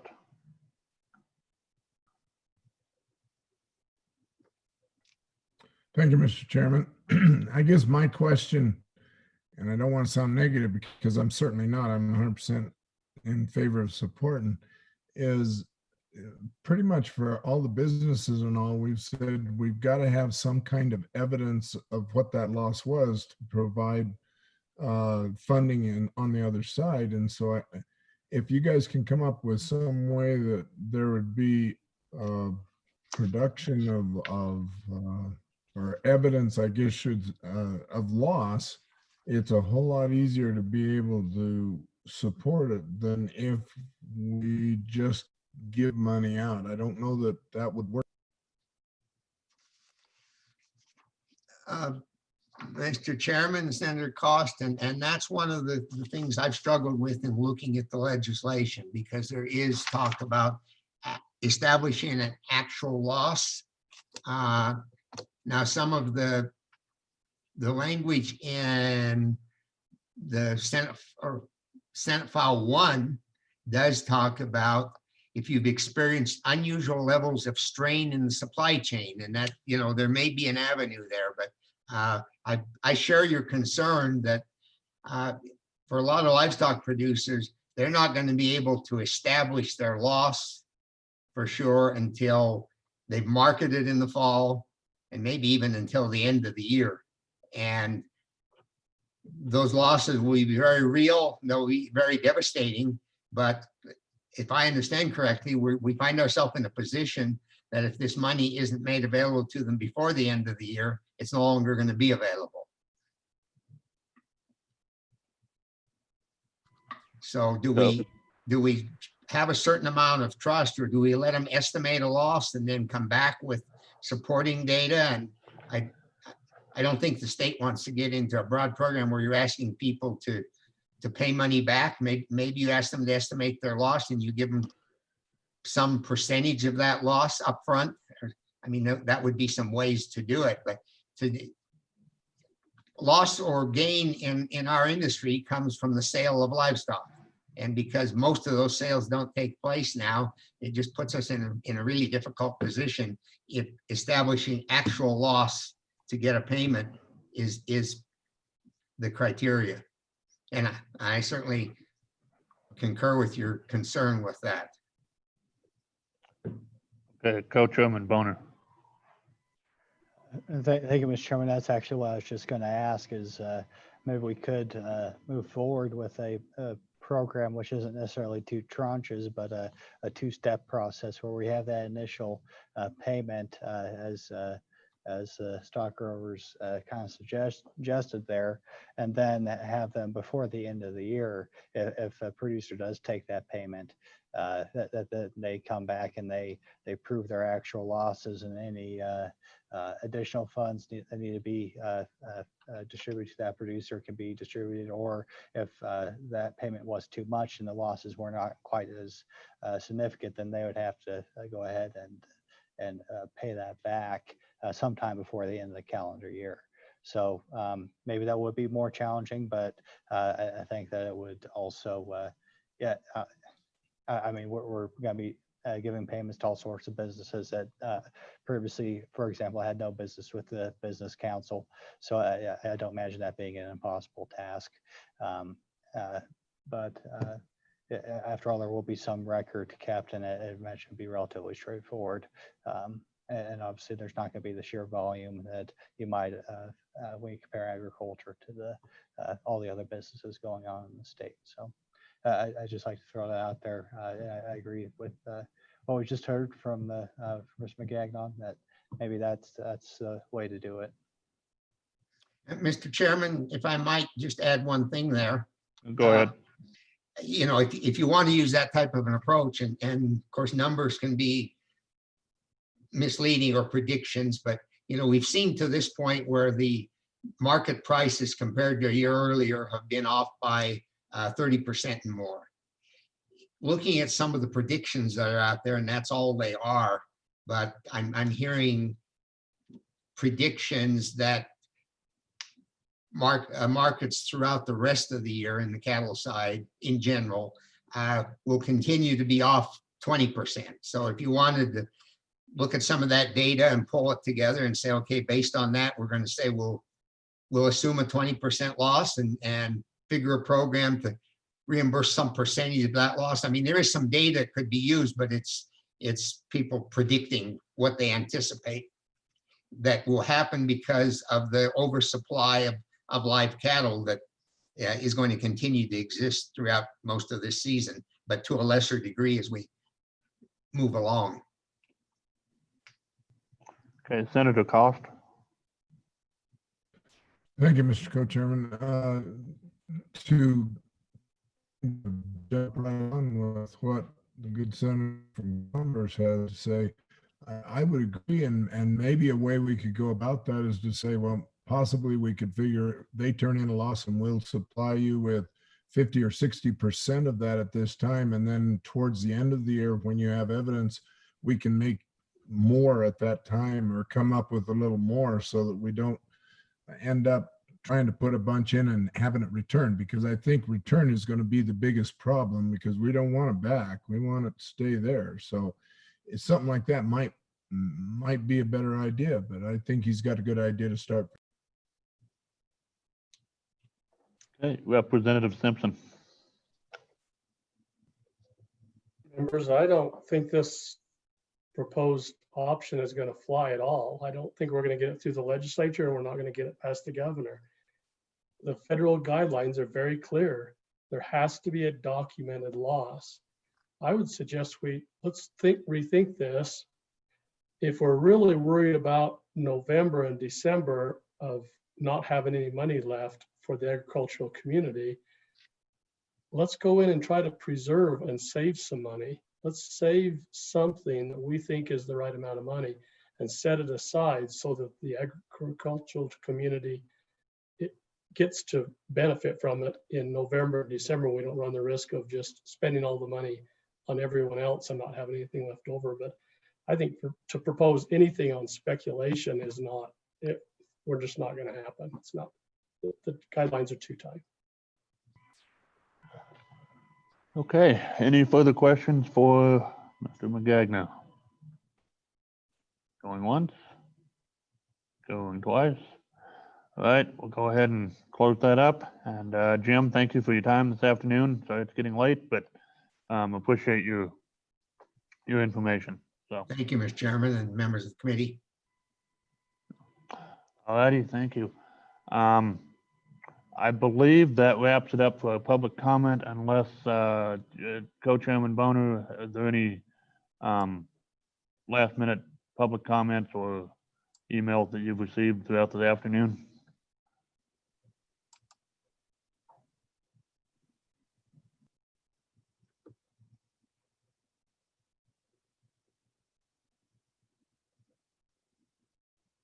Oh, I'm on mute. Okay. All right. Well, with that, I think we're through our list of folks here and the public comment. I think committee, are there any motions to entertain here this evening? I know we have a few floating out there. All right, we'll start with Co-Chairman Boner and then go to Moniz. Okay, thank you, Mr. Chairman. I don't have a motion so much as just a review of kind of the rules that Management Council have kind of set up for us in terms of committee bills. They want us to keep it to 2 bills overall to move forward to the next special session in June or July. So just keep that in mind. We kind of have 2 bills that we can move forward with. What they had suggested was the top 2 priorities that they saw it was communicating to ag producers the programs available to them, figuring a way to make that more widely known, as well as the supply chain issues. I would submit, and gentlemen, that maybe we can modify that first one to based off of what we heard and challenges associated with the CFAP program, as well as the what we passed with Senate File 1004, that we can just kind of broaden that into general assistance to the ag industry, since we may not be covered completely by either the federal program or we've already set up with the state.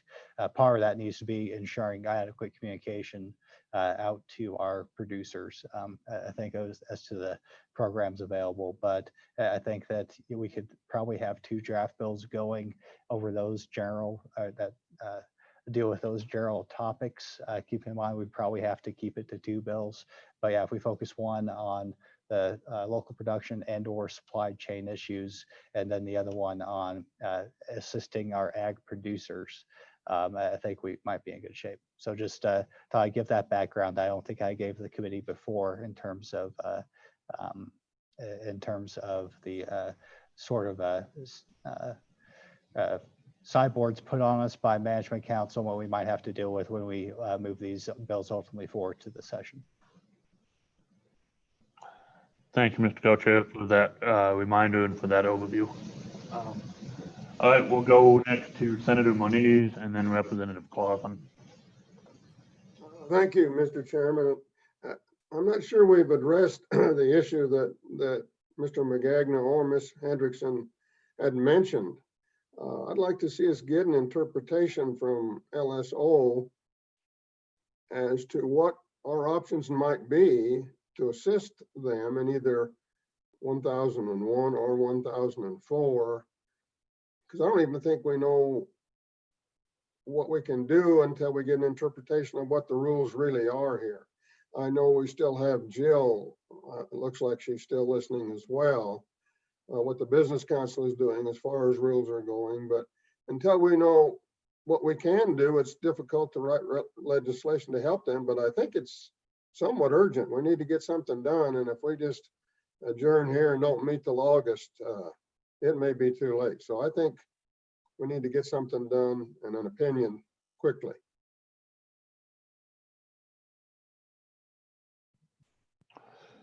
Thank you, Senator. And I think that if our LSO staff can take a look at that and do some work on it. I'm not necessarily sure that requires a motion.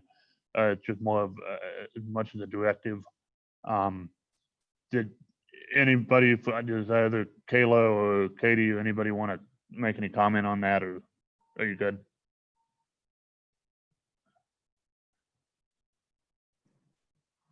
Mr. Chairman?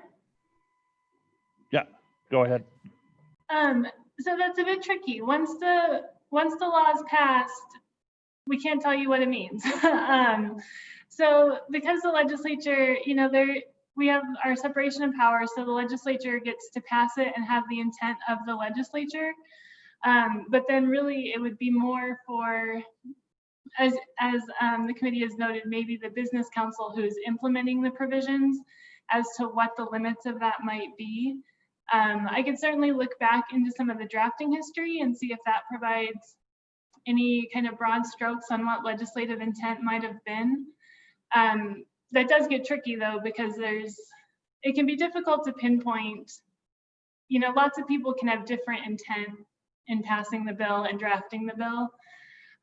So it might be more fruitful for the committee to get a little bit more information from the business council as to how that's going to come out in rules and how they see that, as to whether or not the agriculture businesses will be included. I know there was discussion, I'm trying to pinpoint where it came from, maybe during the management council meeting on the bills, that the bills were drafted to include all businesses. There was some discussion on for-profit, nonprofit businesses. And so my understanding is they are drafted with a broad view of business, but with the difficulties of the timing and just how ag fits into businesses more generally. It would be difficult for LSO to give you a rundown of how that might shake out. Okay, thank you, Kayla. I had Representative Clausen up, but it pertains to that real quick. I'll go to Senator Steinmetz and then Co-Chair Bonner. Mr. Chairman, was Representative Clausen going first? Go ahead. Oh, okay. Thank you, Mr. Chairman. I was just going to read that section that we put in because that was our amendment, Mr. Chairman, about food production and process. And so we had added expenses authorized under this paragraph shall include but are not limited to expenses to produce and process food incurred by businesses, cooperatives, and political subdivisions of the state, which have suffered adverse market effects or experienced unusual levels of strain in the supply chain due to the impacts from the COVID-19 novel coronavirus. And so I think it was anticipated that the strain on our ag industry, and that was definitely my intent when we drafted that amendment. And I had hoped that it would definitely feed into our ag industry. If we need to make that clearer,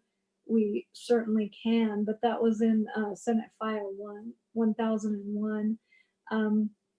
And so I would hope that we could start moving forward with some kind of legislation that would fill in some of the gaps in the USDA program, because I do know that it is a critical time for all of our industries, not just our local businesses, but all the domino effect is occurring through all of our industries, regardless of whether they've incurred the exact loss yet.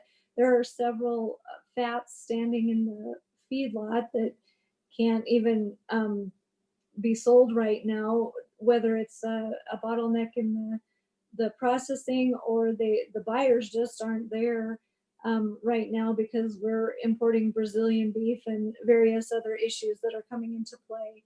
And so I view it as a critical time for our producers, and I would like to see us act sooner rather than later on part of this. Now, like I said before, we do have the tranches of money. When we did this legislation, we started with our first tranche that we expended some now for our businesses. Then we have more set aside in two different time frames. And so those tranches are already set aside, but I would like to see us move forward with something. That's just my perspective. And of course, I respect all of your opinions as well.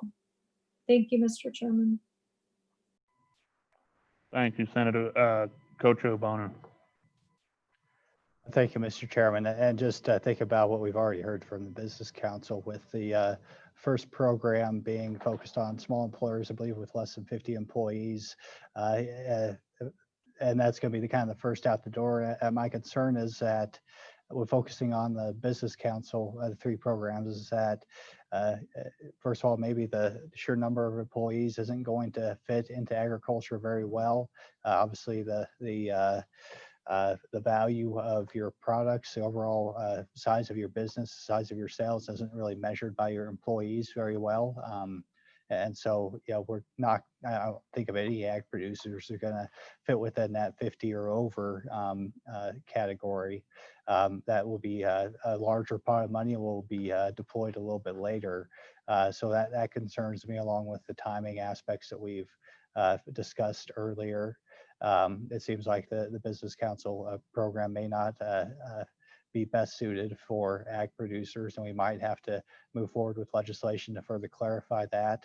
Along those lines, I think Representative Simpson has a great idea of maybe not reinventing the wheel, but maybe keeping something in reserve towards the end of the year, so that when those losses are realized, that we can just proceed forward with the way that these programs are working now.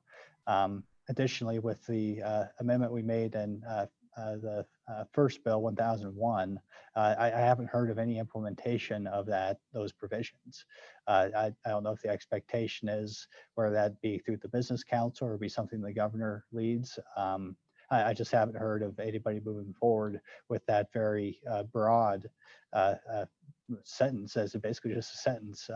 And so I think we do have to, all those things considered, move forward with at least one bill that will help producers.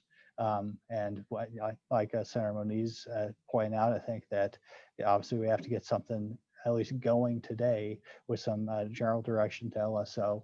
And we'll be able to hash out the details as we move forward. But anyway, so I think that's it's pretty important that we move forward with something that so that this industry doesn't fall through the cracks. Representative Simpson, you have something to add? I'd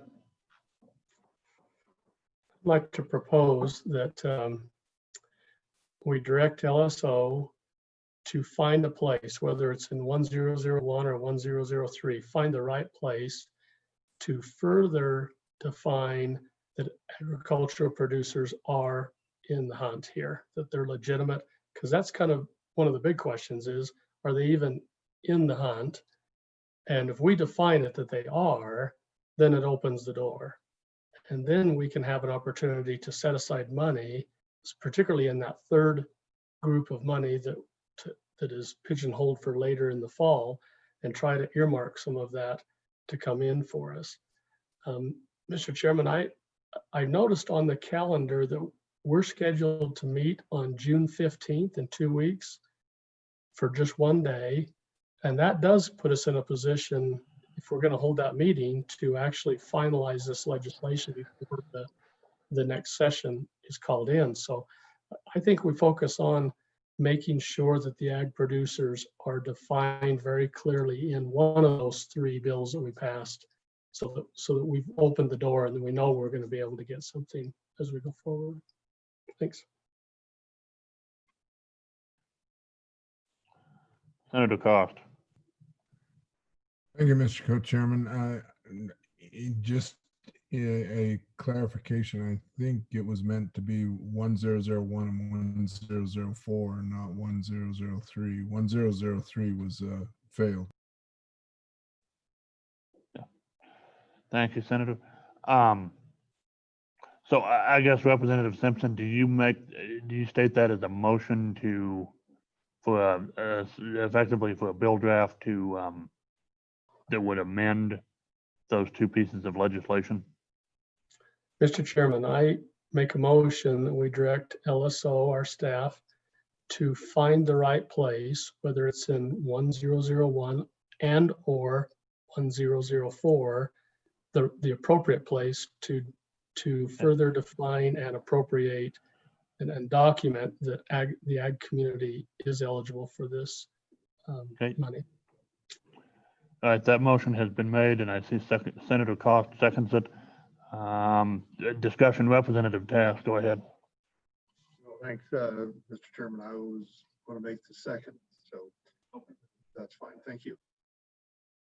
Okay, so that has been moved and seconded. Is there further discussion? Further discussion, show of hands. All those in favor? Okay, those opposed? Motion passes. Senator Moniz, do you have a? Okay. Yes, Representative Blake, and then we'll go back to Representative Clausen. Thank you, Mr. Chairman. I was just on the Wyoming Business Council COVID response thing, and it has says what is the nature of your business or organization, and one of them is agriculture. So you go on there and you enter your name and tell them your agriculture and see what kind of response they give you, I guess. But one of the, it has a list of what type of business you're in. One of them is agriculture, though. All right, thank you for that, Representative. Okay, Representative Clausen, go ahead. Sorry to keep you waiting, but floor is yours. Thank you, Mr. Chairman. No problem for waiting. I want to propose a motion on a idea. I don't think it needs to be maybe in the next session, but I think it's more of a long-term solution. So last year in the regular session, we merged the Pipeline Authority and the Infrastructure Authority into the Energy Authority, and I would like to propose a bill draft that creates a meatpacking authority with basically it allows bonding authority to help financing out there get more of a large scale processing plant off the ground, and could also help smaller processing.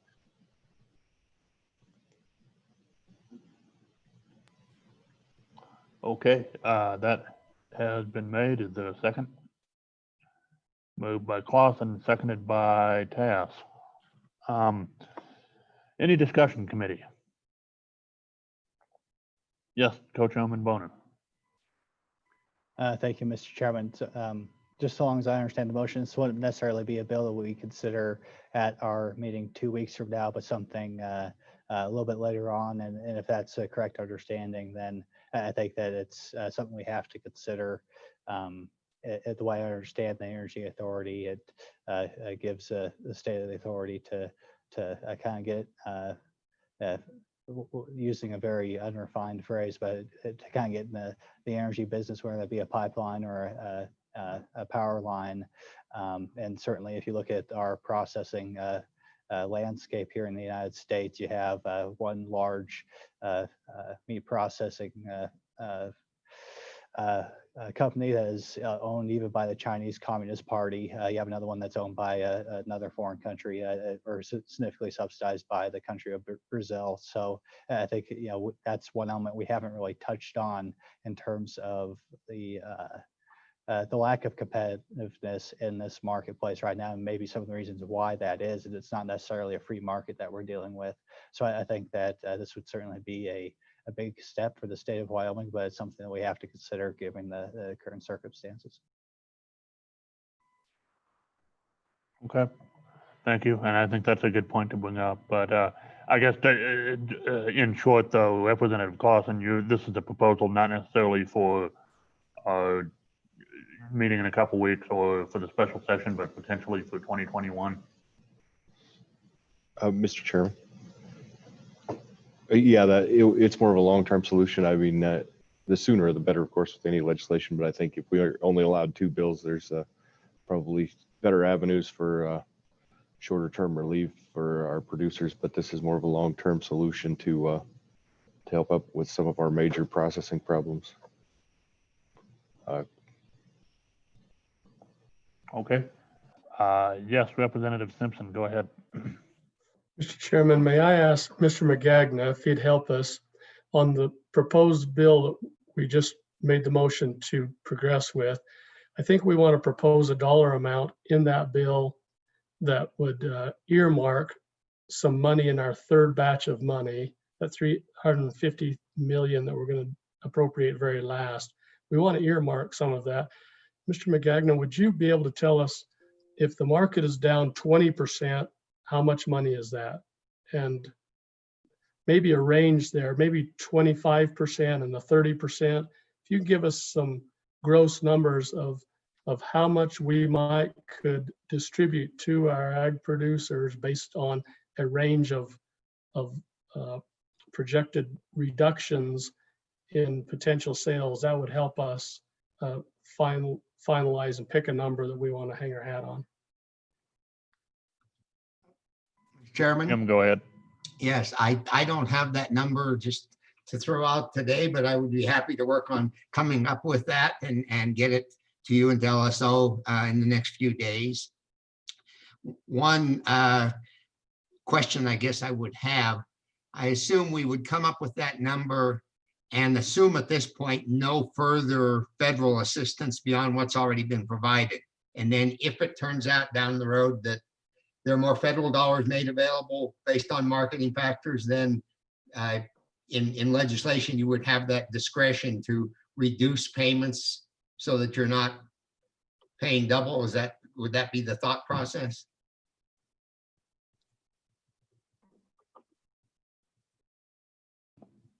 Go ahead, Representative. Mr. Chairman, yes, Jim, the way that all of our programs work is when a business is damaged, they fill out the application and the application specifically asks, have you received other federal assistance? So we're going to have to back the current USDA program out. And I think we assume no other assistance is coming at this point in time, but we do need to back that other program out. Okay, that's very helpful. Thank you.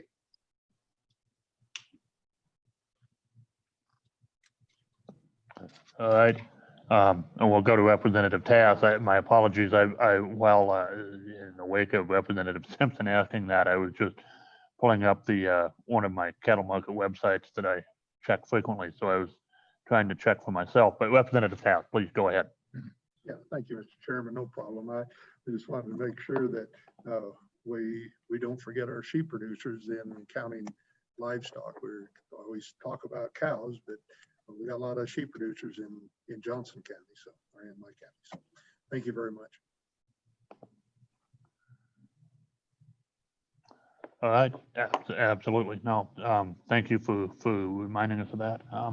And just briefly, we can get more detailed information later, but to answer Representative Simpson's question, on January 15th, cattle closed at roughly $100.55 per pound. And they closed today at 136.12, and that is actually up significantly from what it was several weeks ago. It has recovered from its rock bottom point. I can't remember exactly when that was, but end of April, 1st of May. So anyway, just to give you an idea, Representative, that's the shellacking that the cattle industry at least has taken since January 15th, which is kind of within the time frame that the USDA has set for when cattle were marketed. So there you have that, and Mr. McGagnon can probably do some research over the next couple of days and get us more detailed information, but there you go. All right, committee, any further discussion on this motion before we vote? Further discussion, going once, going twice. All right, all those in favor, please raise your hand. All right, okay. Those opposed, please raise your hand. All right, motion carries. Committee, any further discussion? Any further bill drafts or ideas? Yes, Representative Clausen and then Co-Chairman Boner. Mr. Chairman, I'd like to propose, or at least throw it out there, that we maybe earmark some of the COVID money to expand capacity on the current plants, more of a short-term solution, but expand capacity and make this money available to do higher levels of inspections, and upgrade the technologies, and maybe some workforce training for the plants we have to try and help at least the short-term problem of not getting some of these livestock processed. Okay, that's been moved by Clausen, seconded by Chairman, Co-Chair Boner, Senator Boner. Further discussion? All right, show of hands. All right. Those opposed, motion carries. Co-Chairman Boner, you had something to say? Go ahead. That was going to be my motion, Mr. Chairman. I think we're in pretty good shape now. All righty. No, that sounds good. All right. Well, committee, any further business that should come before us tonight? Yes, Senator Cox, go ahead. Thank you, Mr. Co-Chairman. At the same time, and I know it's a little smaller market, but we need to look at our ag producers as far as our sugar beets, grain, and those. I know that they're getting some support, but I don't want to leave them out if there's any way we can make sure that they're considered as part of that, because they are also an important part. Co-Chairman Boner. Thank you, Mr. Chairman. The way I understood the first motion we had is that it'd be all ag producers, not just livestock producers. So absolutely, as we move forward with whatever draft bill moves out of that motion, we'll have to take all that into account. I'm confident looking across membership of this committee that we all have constituencies that represent a broad range of Wyoming agriculture, and we won't let anybody fall through the cracks. Very good. Further discussion, committee, further ideas. Senator Steinmetz, go ahead. With that being said, in that last one we did too, we may have to add some language to allow for funds to be expended by the Business Council for the mobile/modular plants if we want to explore that, because right now that is considered expending money on equipment, and that would not be covered. And so if we do want to pursue that as a state, we will have to look at adding that language as well. Thank you, Mr. Chairman. All right, thank you for pointing that out, Senator. Okay, committee, further discussion? Further comments, further ideas, further et cetera? Yes, Co-Chairman Boner, go ahead. Thank you, Mr. Chairman. Just before we leave, I'd just like to point out that Representative Simpson was correct. The idea is to at least have those two bills before us on, I think, June 15th in the afternoon. We'll finalize those bills to move forward to the next special session. I'm not at this late hour. I'm not sure if I mentioned that already or not, but that's the general plan moving forward. Those will be our two bills that the committee presents to the full legislature sometime in late June or sometime in July for that second session.